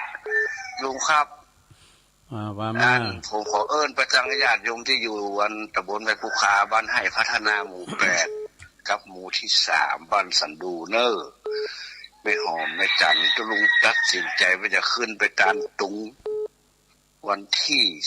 13เนอะถ้าไม่จันไม่หอมเขาได้ยินอีกติดตุลุงโทรศัพท์เนี่ยเบอร์โทรมาถามกรรมถ้าหลายคนตุลุงอย่ารถตู้ไปเนอะบัดที่เมืองเอิ้นไปตั้งแม่จันสอนแม่อำพร3ที่อยู่วันปะไม้แดงหมู่2กับพุ่นปะป้องเนาะแล้วก็คุณปอครูขจรนามสกุลสารปีบ้านเกาะตำบลเทิงดอยอำเภอสะเก็ดของที่ฝากไปนี่จะเป็นน้ำผึ้งน้ำอ้อยข้าวสารอย่างก็แล้วแต่ที่แม่จันเขาหอมไปก็หอมที่ตุลุงนี่เนอะพร้อมกับปัจจัยที่เขาจะยกชัดนี่แถมเขาก็จะเจตามด้วยกันผมก็จะหอมยกชัดเลยเนี่ยตุลุงเนอะดีกันเนี่ยหอมสาวคนใดแล้วก็หอมยอดมันน้อยเนาะคือมันได้สาวขึ้นสาวลงเนาะคนใดเป็นหนุ่มแล้วก็ได้สาวขึ้นคนใดแต่ไม่ได้เป็นสาวน้อยนะเป็นสาวเท่าสาวขึ้นคนใดคนใดสวรรค์ในการตุลุงว่าคนใดสวรรค์ไม่ใช่โอ้ยมาจ้างแต่งจ้างแปลงเด้อจะเป็นคนใดก็ได้เป็นพระเจ้าก็ได้ น่ะสะพานก็จะอูดนิทานต่างหลังไว้คือตุลุงฟังเรื่องไม้ตอนเดียวแล้วนะโอ้ดีกะน่าไปอูกันทางนอกครับวันนี้กราบไหว้สาด้วยความเคารพนะครับพี่น้องที่อยู่ตังอันล่องเมงเนอะตำบลหนองยังอำเภอสันทรายที่ฟังตุลุงกับตุลุงยองอู้กันนี่นะตื่นได้แล้วเนอะสาธุตุลุงครับสันน้ำเมงตัวเนอะแม่จันหอมก็ฟังอยู่สันน้ำเมงเจริญปอนโอ้ยสาเจ้าแม่อยู่ไหนลุงแม่คำแดงอะฟังเทศฟังธรรมแล้วใจดีเนาะแม่คำแดงกะได้แม่สิพันแม่สิพันเนาะแม่สิพันฟังถึงว่าน่ะแม่สิพันหวยโจเนาะแม่โจอะแม่เจ้าแม่โจเจ้าสันทรายสันทรายเนาะนะคะโอ้ได้ฟังเทศฟังธรรมแล้วดีใจดีละฟังผู้มาอยู่เนอะผู้ก็มาอยู่ถามว่าผู้ก็มาอยู่กับเจ้าผู้คำเจ้าผู้นี้มีกิจกรรมเนี่ยไหวพระรับศีลโยงเข้าบาตรเอียกะขอบคุณแม่สิพันหนักๆเด้อบุญรักษาเจ้าสาธุแม่โจ้สันทรายแม่โจ้เนาะน้ำทรายเนาะน้ำทรายเหรอเจริญปอนไหว้เจ้าหลวงหลาเจ้าวิลาวิลาวงสายยะมาแล้วฟังอยู่เนอะองค์วิลาวงสายยะเนาะดงหาดนาคเจ้าดงหาดนากดโรเจ้าอันเก่าติดแล้วเหรอโทมันบัดติดเก่า17แล้วนะเก่า17แล้ววิลาวงสายยะเนาะดงหาดนาคพระจะร้องด้วยกันเลยพระจะร้องด้วยกันเลยรู้หลานเหือไปแล้วก็ฟังก็เอาแล้วอีกฟังกูเจ้ากูข้ามฟังก็เอาแล้วฟังไปติ๊กเด้อผู้ก็มาอยู่โอ้กดโทรศัพท์จัดแกว่นดูวงสายยะนั่นแม่ละคุยละยินดีด้วยล่ะตีโทรมาได้กับตีโทรมาได้กับติดแล้วเหรอติดแล้ว